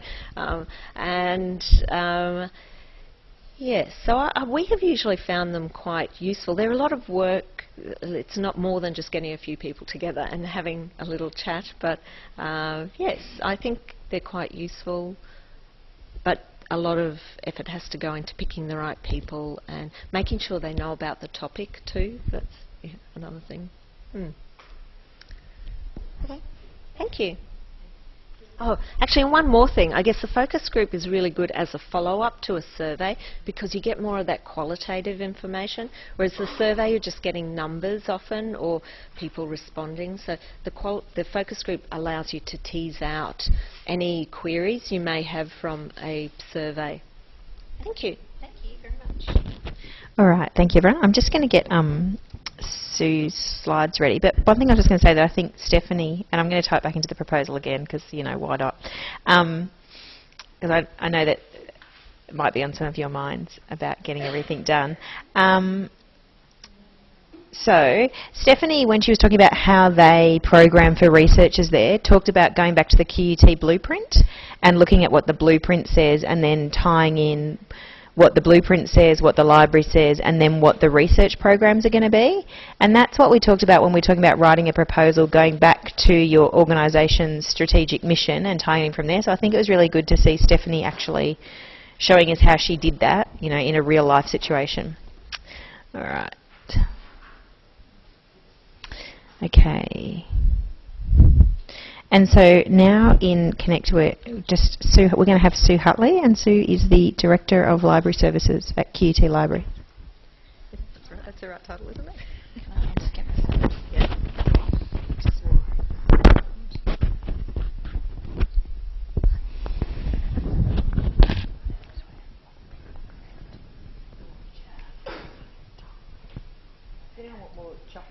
So while we're waiting, could you all hop up, please, out of your chairs, jump up out of your chairs, come over to and get your freebie from the library. You also need to take, I did actually print a few things out. No, not those. These are the freebies. There's just a couple of sheets of paper. And for the people online, I have already tweeted the links to these. But just for anyone who wants a piece of paper tonight, there's just a couple there. So that way. And can I type? Yeah, you can type. You'll come up as Kate Davis, but that's all right. Hi, this is Sue. Can I just check that the people online can hear me?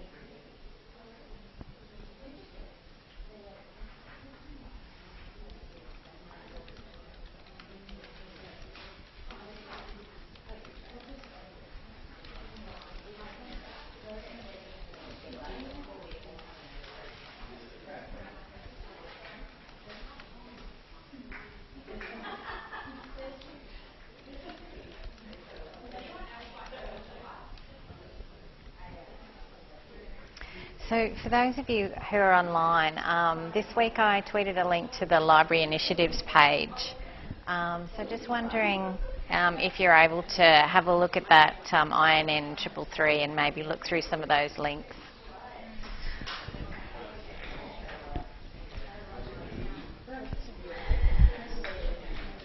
So I've only got 2 copies of this because it's huge. So if you could just have a look around, as in just have a flick through.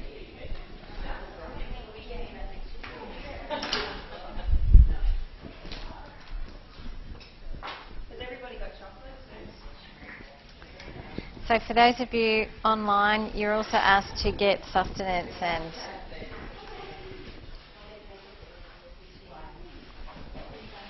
anything else you need while we just get set up.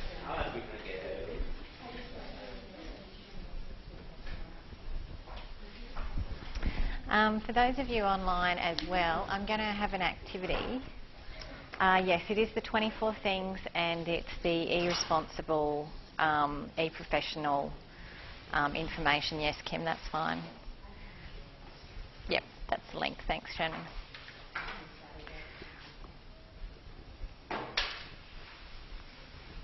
So if you've got those up, you pretty much have everything that people here have, except the freebies. Got to ask me for the freebies.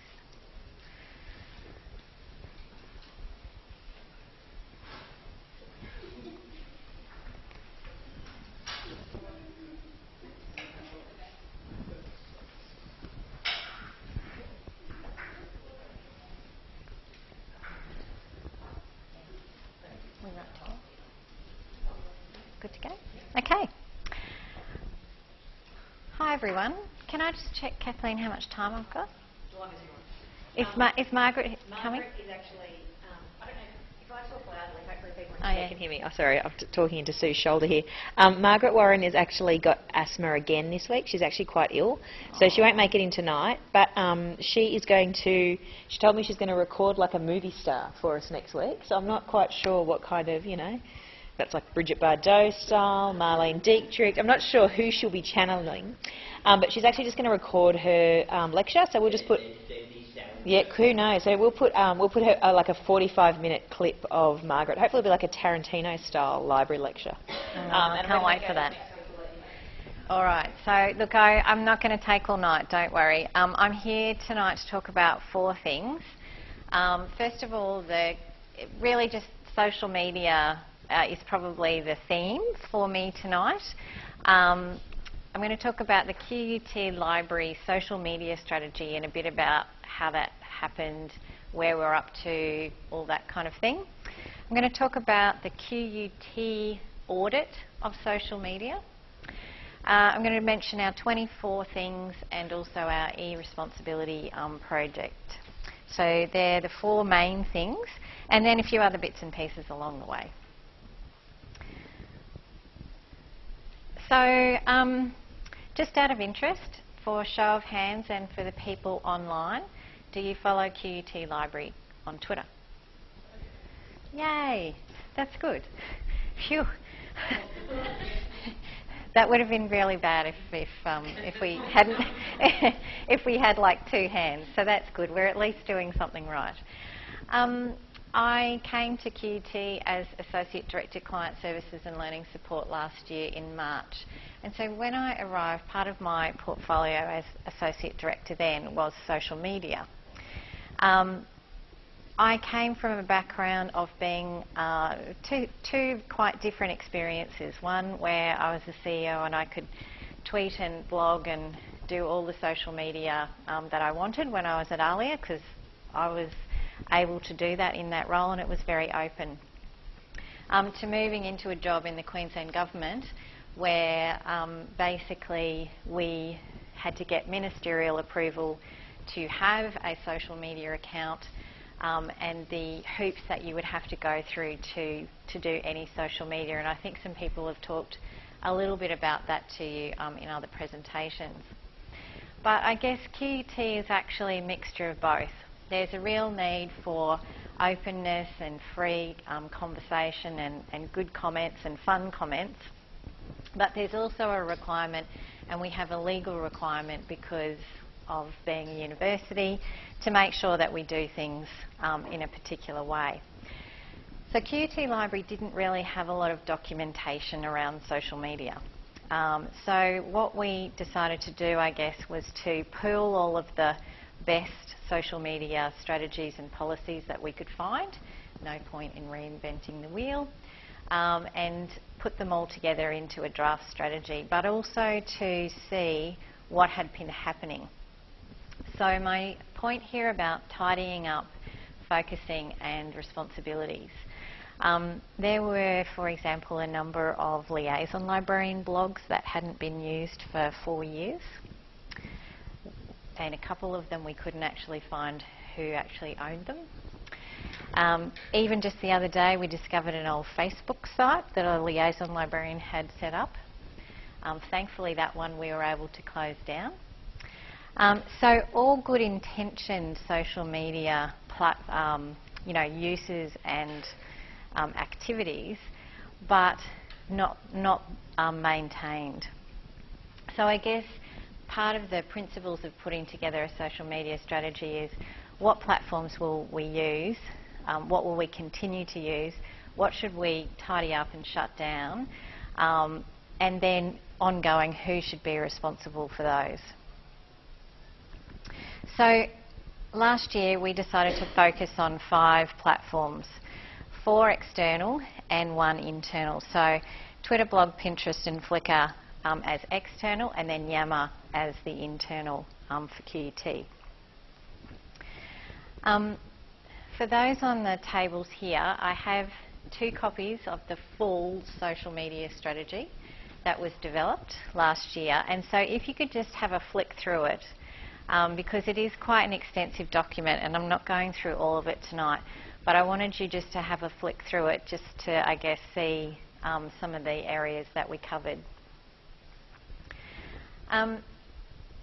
The social media strategy is very much for library management and also what we are calling our channel leaders. So we named the staff members who had a responsibility for each of the channels, Twitter, blog, Pinterest, for example. We called them channel leaders. So the strategy document was very much for them. It also, though, gave, I guess, library management some ability to guide staff if something went wrong with social media and or where we were going. In terms of why to do social media for QUT Library, obviously engagement in that space is hugely important. It gives us a voice in other platforms that we wouldn't normally have, and we do want to be where our users are. So where our clients are, where our students and staff are, where our future staff are, and where our future students are. I've mentioned our channel leaders. We have also deputy channel leaders who, when someone needs to go on leave, there's a backup. And also the associate directors and the directors have access to the accounts. So if something like a crisis happens, we can just go straight on and put out messaging as per needed. We've spent a bit of time trying to plan and time social media messaging. And I think this has been something that's a little bit of a challenge for us. There's lots of things going on in the library. There's lots of research things. There's lots of learning support things. There's just, you know, a bunch of stuff happening. But how we actually time the messages is something that is difficult when you've got staff in different branches, staff at different levels. You know, how do they know what's going on? We've trialled a bit of a calendar, and one of the links I have for you today is I found in my searching for this presentation a really nice website where it just gives you a whole bunch of ideas for the month for social media. It is very American, but at least it's got a few other links. So, you know, how you make your monthly planning in terms of social media is something I think to think about. One of the things that we finally started is to have a look at metrics. I've only got 4 of these, sorry. And for the people online, I'll run through a few of the things on our report. At this point, it's a very basic report in regards to our channels. And I guess to admit that we haven't necessarily formed a view as what are our KPIs for social media for QUT Library. The report that I've just popped in front of you, for example, gives the number of tweets in the month, number of replies, number of favourites, things like that. I think for Twitter, one of the things that I'm interested in is what were the most popular tweets. And so in July, for example, we've got there our 3 most popular tweets were 4 reasons why Google Scholar isn't as great as you think. The second most popular tweet was the advertisement for the liaison librarian role at KG. That panned out. We got lots of applications. And the third popular, 23 daily habits that will make you smarter. So I guess this isn't, for me as director, this isn't anything that I'm particularly worried about. I'm just really interested in it. The next step that we have to do in terms of our strategy is, what does this mean? Where can we improve? And what are the things that we can strategically do to get engagement on our different platforms? And a lot of it's got to do with also obviously the number of followers or the people viewing our social media and or interacting. Our strategy wouldn't be possible with one particular person who happens to be in the room tonight, Kathleen Smeaton, because Kathleen did a huge amount of work on our strategy. Emma Nelms as well has been a long-term, you may or may not know Emma as our main tweeter for the library. And we do have a whole team of staff who come together every now and then to look at what we're doing. There is no one within QUT Library with the word social media as part of their position description yet. And I think that's one of the challenges for academic libraries is, how do we attach social media responsibilities to a staff member and I guess give them enough time to be able to contribute to the social media that a library needs to do. Well, for the channel leaders, we've asked their managers to include it in their performance review, to acknowledge that it takes a lot of time and skill. But it certainly at the moment isn't in a liaison librarian position description, for example, for QUT. So our next big challenge for the strategy, which was on the plan, is that the library many years ago, maybe 4 years ago, I think did have a Facebook, and it was closed down. Is that right? Pretty sure. Which was probably a really good thing, because one of the things is, if you're not going to maintain a platform well, just don't start. So the QUT Library has now put in an official request to have a Facebook account. We have to get our Marketing and Communications Directorate to say yes, we can have an official account. We've also now called for expressions of interest for a channel leader within the staff. But unless we can find someone who is skilled enough, passionate enough and has enough time and energy to put into it, we won't be having a Facebook account. Because to do that engagement properly on Facebook is going to take us time. So we hope that we can get that up and running probably for semester 1 2015. And you may say, well, that's just a bit late, isn't it? Like, you should have had a Facebook account all along. I guess the stats are still showing that even though we're probably all really annoyed with Messenger, we probably will be with Facebook for a little while longer. And certainly in the learning and teaching area, a lot of units within QUT are still using Facebook for engagement and continuing to do so. One of the things for the library staff is that I don't believe that library staff should be putting their personal Facebook out there to comment for work purposes. So it is one of the important reasons for us to get a Facebook account, so that we can contribute to QUT learning and teaching discussions without staff having to use their personal accounts. So I thought I'd just mention a couple of other things along the way. Twitter is our most followed social media platform. But one of the things that happened this year, and Kathleen might have seen these stats, we actually dropped in our rankings this year. So we were number 2, and so we've now been surpassed on the rankings for Twitter. And I don't know if you saw my tweet this week about the GO8 rankings for Twitter. And for those who do know universities, the Geo8 reference is all about the big 8 universities.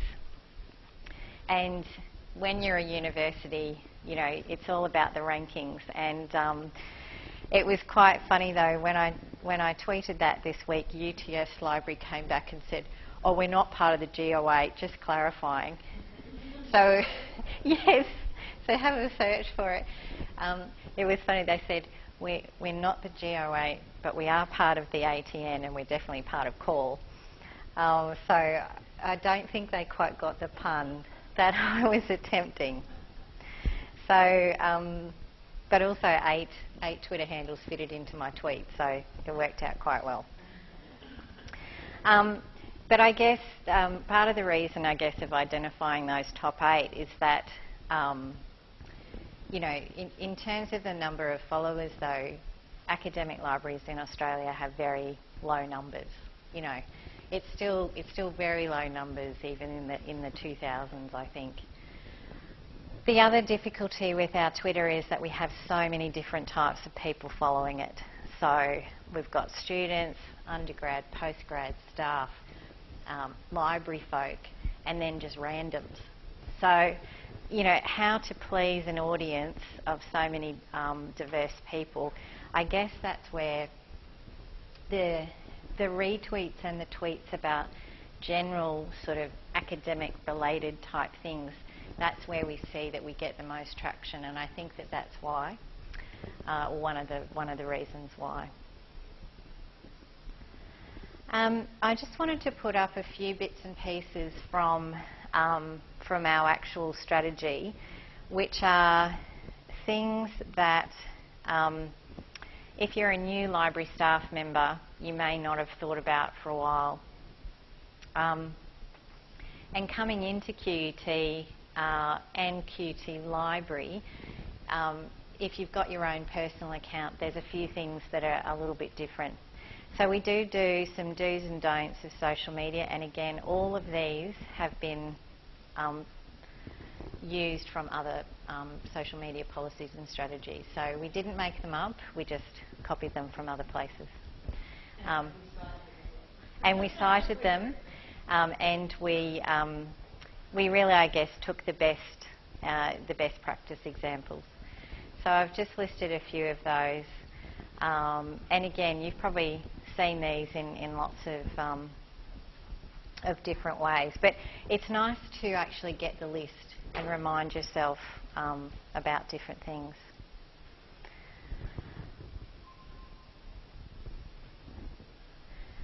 So I'm just going to go to one of the things that we did take from a lot of the government policies was how to respond to negative comments.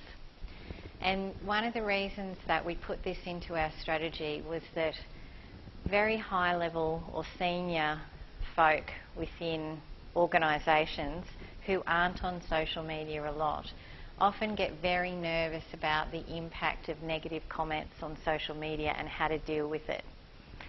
And so part of the reason, I guess, of putting a strategy around responses and negativity is really all about educating senior management and what to do and who has the right to respond. It's also some coverage around the actual, for example, channel leaders to say you need to take a moment and escalate it up to potentially our marketing and comms people, or definitely a director or someone else, just to have a look at it and for the group to decide how to respond. So we've got these flowcharts that we sort of, again, rejigged for our own purposes.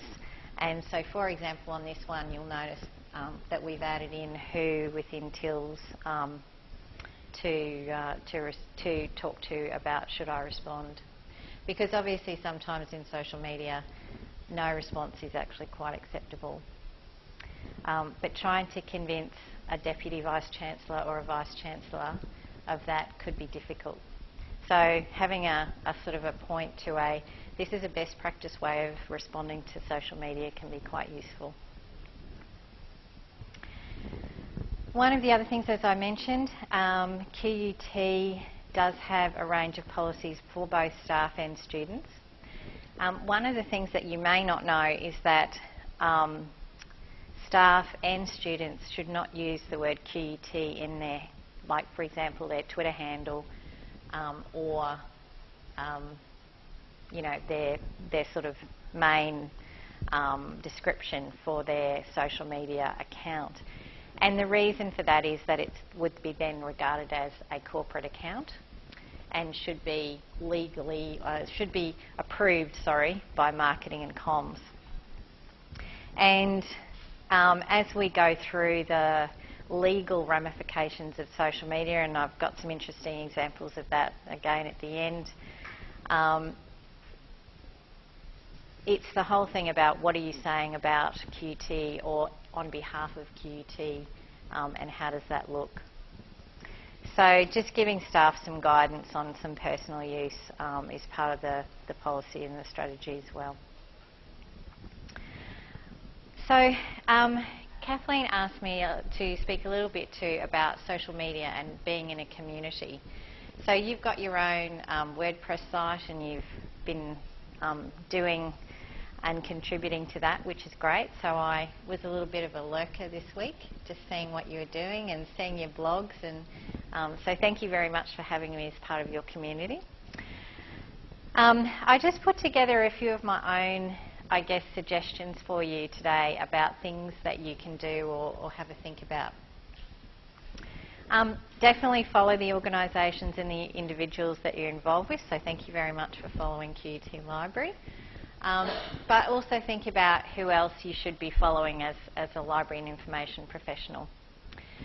I want to talk a bit about monitoring, and one of the things that's really easy to do in social media is to criticise when something goes wrong. So you know, you can see an account getting hacked and you could publicly make some really terrible, sarcastic comments. But the poor people trying to manage the hacking in the back are probably having a really bad day. And they may not even know that it's happening. So I can't encourage you enough to, as quietly as you can, suss out what's going on with other people's social media. And if you see something going on and you do know them, maybe just let them know, because sometimes they don't. And also consider the best communication channel. I don't know if any of you have seen in doctors' surgeries recently signs that say if you tweet a comment about this surgery, you will not be coming back as a patient. Has anyone ever seen that? So that's why I've put here, consider the best communication channel. So, is commenting on Twitter about your doctor's experience really the best way to go?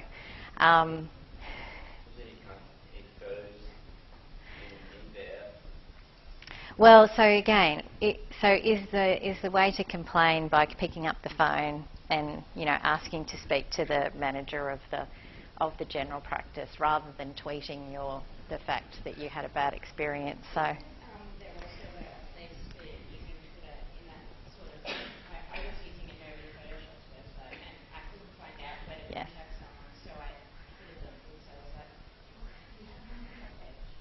So, isn't there a place for that as well? Yes, so there's a question about how can I contact, especially IT and other related sites, when they won't respond to me. And yes, I think there's definitely an occasion where you just have to resort to the end of the end.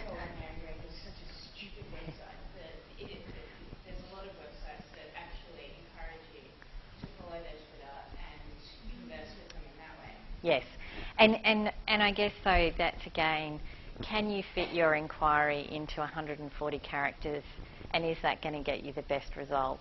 And again, look, once you've done all that you can with a particular company and you're definitely over it, I absolutely agree. But yes, I did just want to mention the doctor's surgery one because I thought that was an interesting example. So.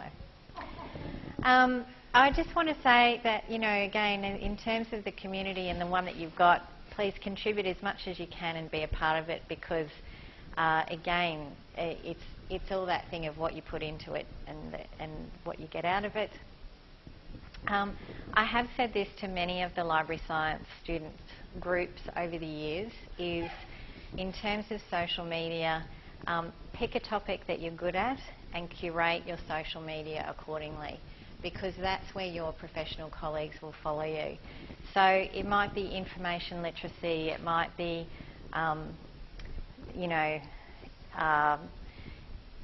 database metadata, whatever your favourite professional topic is or alignment, curate good content, do it regularly and consistently, and people will really appreciate that.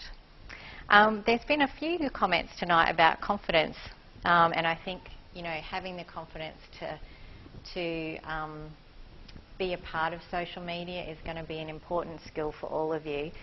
And I guess again that being positive. So the comment before about tweeting companies that you're not getting good service from, you can still be positive, and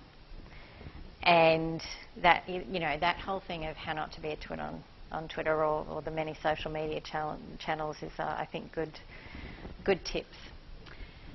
We're going to talk about being e-professional a bit later, but also learning and trying new things.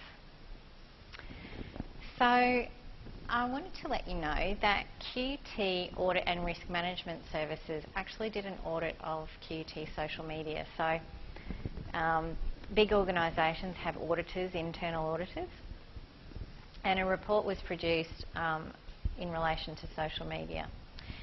So the report looked at risks around accounts. We've talked a little bit about hacking. We are responsible under the Public Records Act to archive social media, and we do have some security risks obviously around social media as well. The audit calls for a review of the Student Code of Conduct. If you haven't read it lately, it's a great read, but you'll notice that it's a little bit out of date in terms of social media. It doesn't specifically say if you are a QUT student and you do something bad on social media, you will be kicked out, for example. So what the university needs to decide is how do we align what you do in person, for example, on campus. So if you do something really bad on campus in person, yes, you will get kicked out, and we have the right to do that under the MOP. But at the moment, if you do anything similar in social media, there's no real description about what does that mean for you as a student.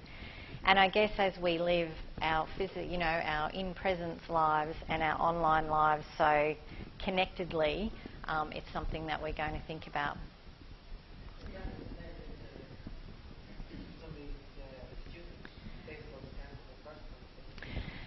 Yeah, so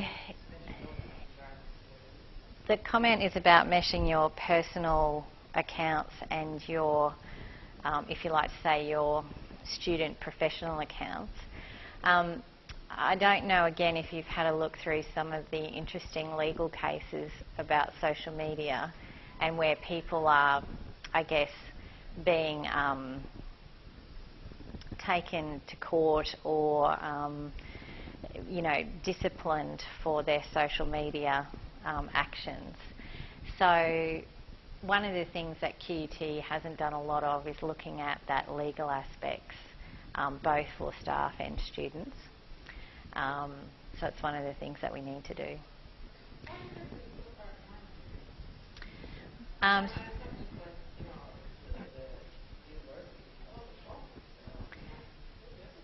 So when you say behind, so the question is why are organisations behind? In what aspect? Yep. So in terms of being behind in policies, procedures and guidelines, my general feeling is that, again, it comes back to people within the organisation who are confident to use and participate in social media. If we go back to the Horizon Library report, I'm on the expert panel for that this year. I definitely voted for lack of digital fluency for faculty. So, you know, in terms of the university in general, you would probably say that there is a lack of digital fluency in faculty in general. Time poor, skill poor, and not seeing the value. And the university and or the organisation also has to say to its staff, this is why you should use social media, this is how you get things out, this is why you should do it. And so I don't think we as the collective QT community have yet been able to demonstrate that.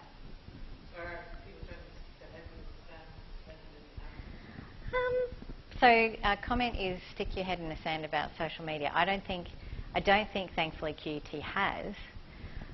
There's also the balance between we don't want to be social media policemen because it's a bit hard to police, and we also don't want to be you can do whatever you want and open slather.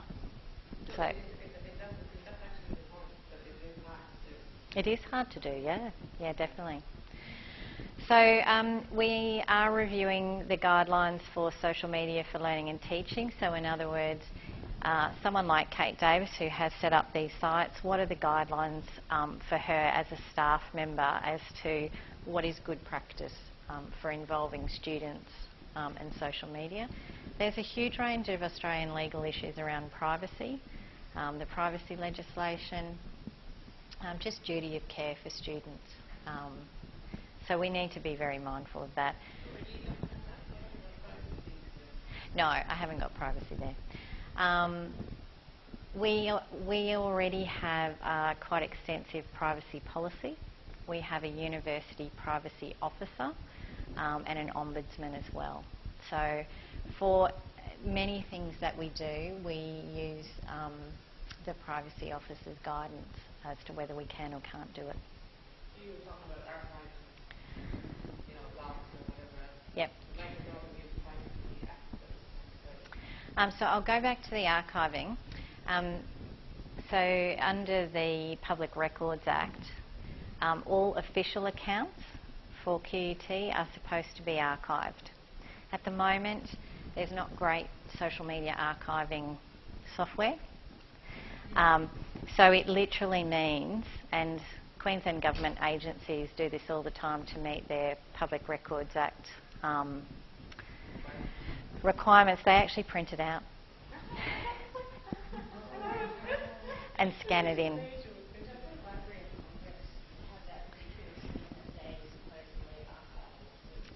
Yes, but they're not Australian either. Well, again, so it's a pity Margaret's not here. Yep. So they will archive some tweets, so the democracy sausage hashtag, Margaret said that. They'll archive some tweets that, I guess what Sue's talking about is archive official public records, so they need to say, right, we've got to have this because it's legal.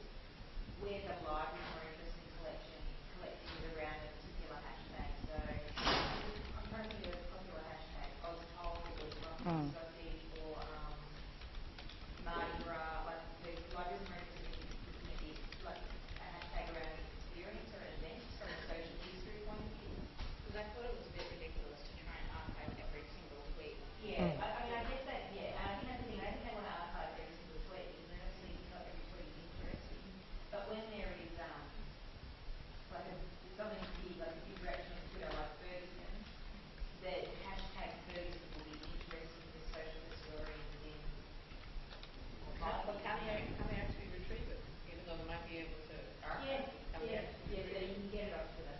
You can pull all those tweets. So So you can actually, like, if the Library of Congress was, say, archiving everything on Ferguson, they would also archive it from anywhere around the world, not just America. yes, yep. So I guess though the example for us is that the QUT library is an owner of an official account. We have a responsibility under the Public Records Act to archive our QUT library Twitter feed. So how we do that is, you know, not a very technical way for some at the moment. There's not great ways. We could basically cut and paste it into a document, save it onto TRIM, which is our records management system, and we would comply. So we can only hope that there are better archiving for social media tools coming out very soon.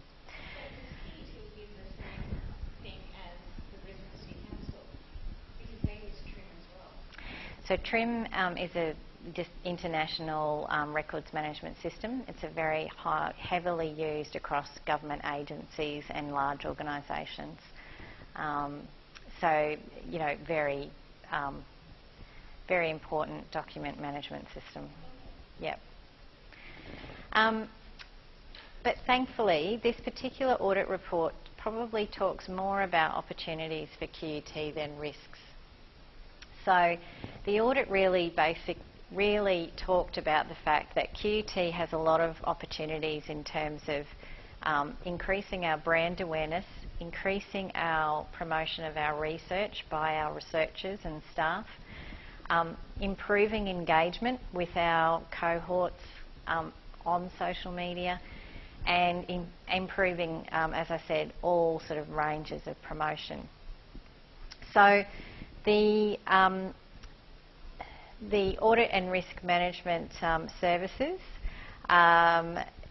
decided that I was going to be the lucky chair of this university-wide working group. So I now have until March to deliver on the recommendations or the risks and opportunities in that report.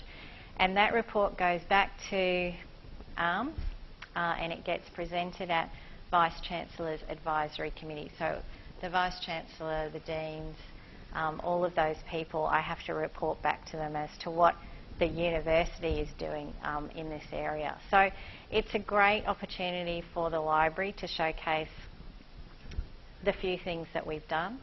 We also now have a university-wide representative committee talking about social media and things that we need to do. So training, we definitely need to do training for staff. We need to do better in monitoring and metrics. And I guess the question around why haven't we done it before? Again, there is some responsibilities and leadership. In a very large organisation, I think it takes groups of people, because there's so many of us, to actually then get together and decide what's the best common way forward. We don't necessarily want one QUT social media policeman, and no one's got the time for that anyway. So anyway, I just wanted to let you know that that was happening, because I don't think a lot of other universities will have done such an audit. So it's going to be a really good activity to do. Quickly, we are doing a 23 Things program called 24 Things for 2014. And you've got the little program there. So for the people online,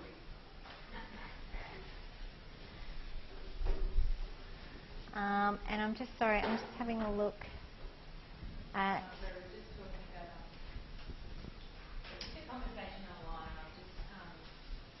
Have a look at the online conversation. Has a massive data set of tweets, and they share them with universities across the world. So Johns Hopkins University. Kathleen's just talking about those Twitter projects. There's 5 or 6 universities that gave all their tweets to researchers to investigate it. So Johns Hopkins looks to see where the next flu outbreak was there. So That's good. Information that It is.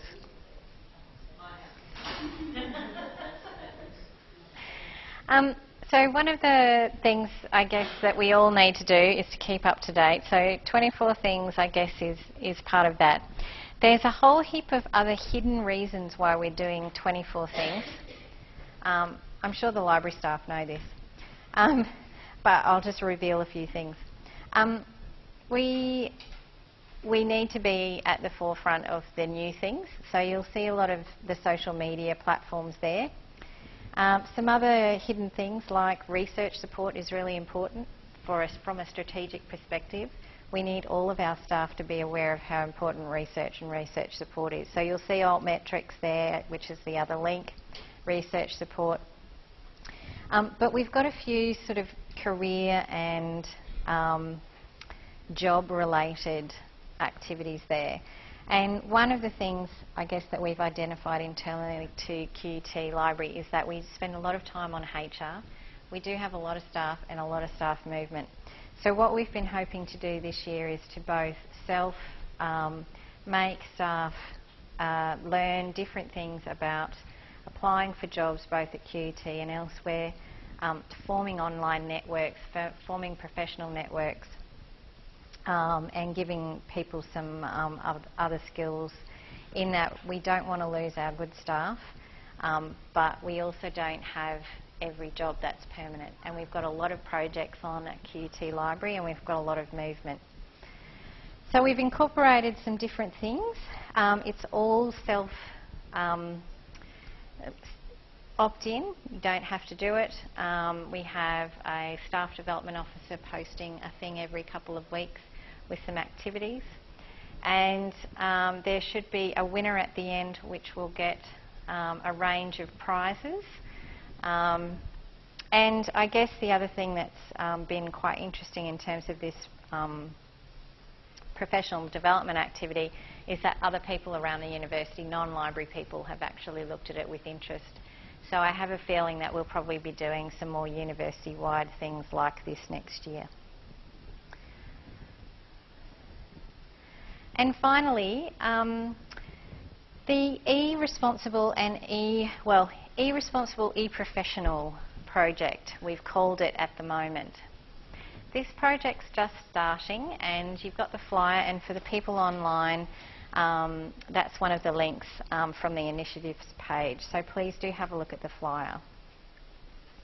The library has been lucky enough to receive some SAF funding for this, and as I've just got up here, the very brief summary is that we'll be developing a set of very short modules focused on undergraduates with three main areas, really about social media rights and responsibilities, mental health and careers. And probably the careers area is the most important, because what we want all QUT students to be able to do, is to have a successful career. And so what digital presence you have when you leave QUT is something that we'd like to help all of our students with. But with a lot of the digital literacy, the digital professional type resources that are out there, there's a lot for children under the age of 18, and there's quite a bit for seniors, but there's not a lot for the 18 to 25 sort of focus. So we're hoping to make some modules that are engaging enough for 18 to 25s to at least take notice a little bit, so that the skills that they can learn through the modules will hopefully help them get a job at the end. So, in terms of focus groups, you are the most captivated focus group that we currently have for this project. And in front of you, you have little post-it notes. So tonight's activity, I know it's late, and I know you've already had pizza, but you might need more chocolate for this one. The project officer, Megan, and I would love it if you would take a moment. If you are all QUT students, at the moment we're thinking some of the words around e-professional or e-responsible, but we wonder, so some of you may be familiar with Study Well, Study Smart. There's a whole heap of, names given to things. If you had to name this particular project, what might it be? So have a look at the flyer again. That might, you know, it gives you an idea of what it's going to contain. And sorry for the people online. You could type in. You can type it in, you can tweet it, or you can write it on the post-it note. Because if it doesn't fit on a post-it note, we can't have it because it'll be too long.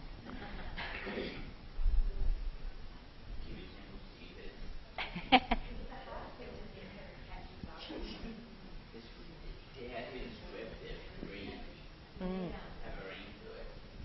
Very good, yes. Brief, have a ring to it. Catchy. Yes, someone else watched that show. I should have done this over pizza. Sorry, everyone. There's no people that were there for a little cold. So, for the people online, I'm wishing you virtual chocolate and wine to have a go at this. But now that I've put the idea into your mind, you've also got plenty of time when you wake up at 3 o'clock in the morning.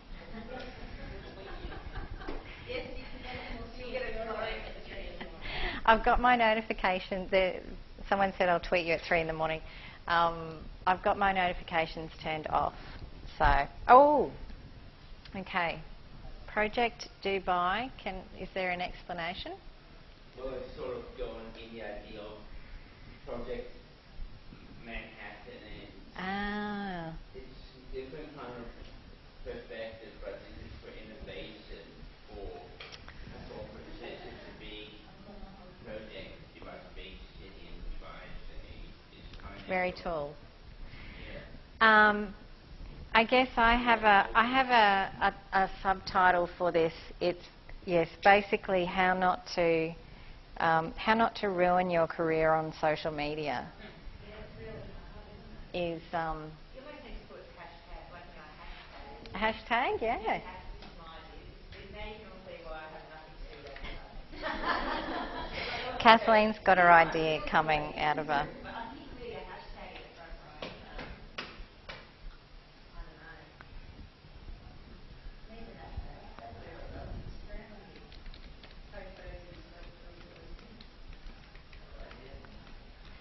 But how many people actually use hashtags properly? The question is how many people really use hashtags? Well, I don't think many people use them properly, but everybody knows what a hashtag is. So if you're trying to talk to people about social media or something catchy, maybe I would. One of the interesting things I saw recently was wallabies. I think football is now making hashtags mainstream. There was a really nice comment about the recent Wallabies in Melbourne match about how they were putting that hashtag absolutely everywhere, and really improving their engagement through that. So no fantastic ideas from the Collaborate people. Okay, well look, if you'd like to hand me your ideas, just anonymous is fine. Oh, Beth and Ferris, thank you, Paul. So anyway, this particular project's going on. Megan Posey is the project officer, and her details are on that form. If you do, gambling with social media, that sounds good. If you have any ideas, Megan would love to hear from you. And again, if there's anything that you would like to send her in your travels, please do. Now, we're coming to the end. Social media account for the real world. That sounds good.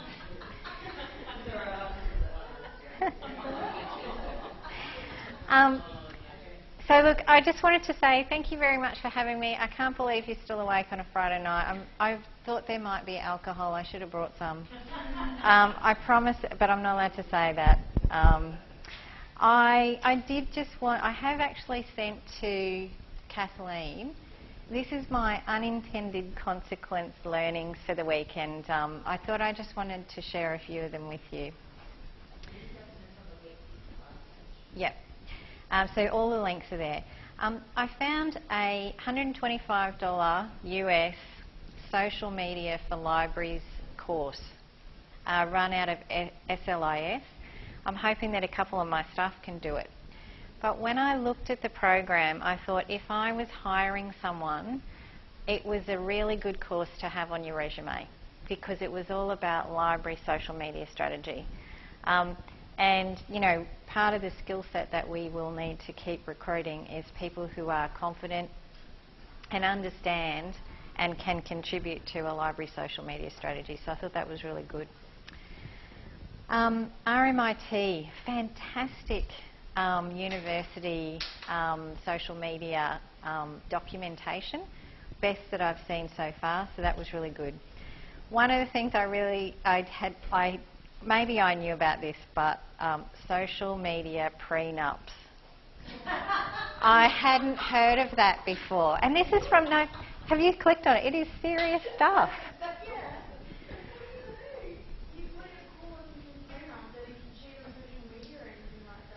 Yeah, so... Oh, cheat on social media. How do you cheat on social media? Yeah, so anyway, I just hadn't really thought about it, but this particular legal site called Lexology that I found has some really good links too about how to lose your job on social media. So the social media prenup thing was probably the best learning that I've had this week. With the eResponsible project, some of the things that I surfed was some of the really big universities and university libraries doing how to do your digital presence. I actually think they're really bad YouTubes. So I've said to Megan we are definitely doing better, better ones than that. I mentioned the calendar of ideas of what you could tweet. I've put a link in to that. And that Credo reference site actually does each month. So they'll post, you know, things that you can post for September, probably in the next day or so. But the time it took us internally to figure out all of the dates for things took ages. So when I found that site, I was sort of excited. And lastly, there was a social media competition at Syracuse, I think, SYR, Syracuse. And if you liked the library Twitter or Facebook or something like that, you got your own desk with your name on it in the library so that no one else could use that space. No, but as in, like, no one else can book that space. But we allow people to do it, like, fairly, whereas, so this guy won the competition, so he had that desk for a whole semester. So I thought that was quite a good prize. So I guess I picture... Yeah, so I thought I'd just ask what you thought. And for the people online, like, what do you think of as a prize? So you know at Kelvin Grove Library too, they've got those nice rooms. Yeah, I reckon a spot by the window would be even more valuable. So anyway, I thought that was good. So look, I really have enjoyed preparing for this session. There is lots going on, and I hope that you learnt something new that we're doing and/or have some good ideas, and look forward to seeing you in the social media community. So thanks all. And please leave me your ideas. And lovely to meet you all online. Does anyone have any questions?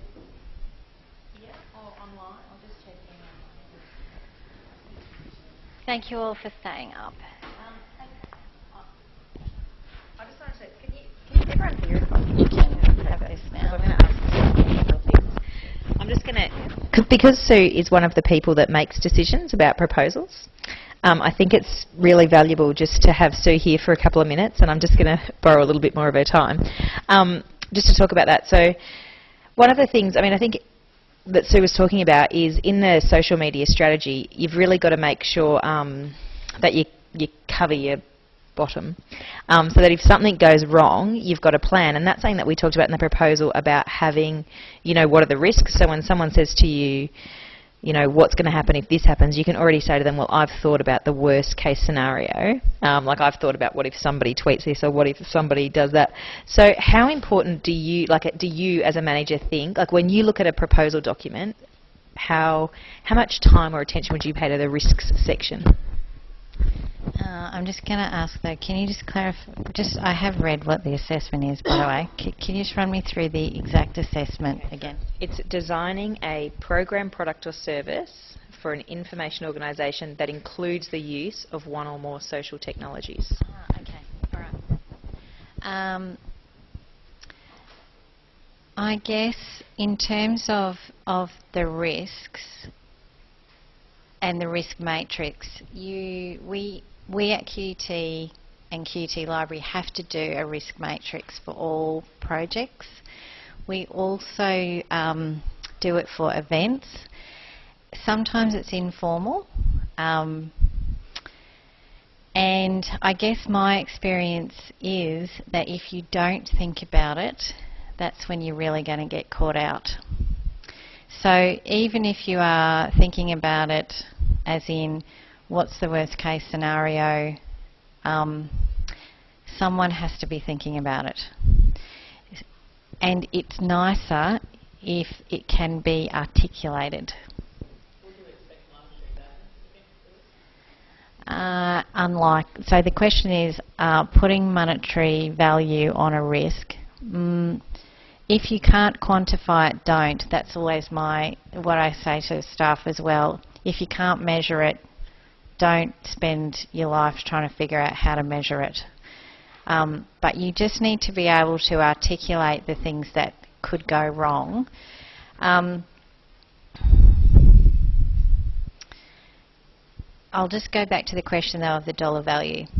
Yes, it could actually be able to be put as a dollar value. So say if you spent $200,000 on a piece of software, a social or a technology software.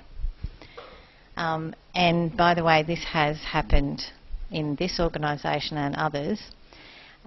What if you spent $200,000 on a piece of software or system and 8 people used it? So if you can quantify something like that with a social or a technological system, does that give you a good example of how you could put monetary? I can share a experience last week. I was in a strategic planning session for the QT digital roadmap with very senior staff across the university. But I drew on a phrase that is used extensively in the Queensland Government, and that is, what's the courier mail test for this? So what is the headline for your project or program of the worst thing that would end up on the front page of the newspaper? And how would it end up on the front page of the newspaper? And saying that, it's not necessarily about public humiliation. It could be your decision makers. So I guess the other thing to think about is, in an internal project, it could be a very small project. And you don't necessarily need to articulate this, and you probably wouldn't put it in a project proposal, but the real risk in a small project is that your decision maker if something goes wrong, they may not trust you or they may not support you for future projects. So that's a little bit hard to say sometimes, but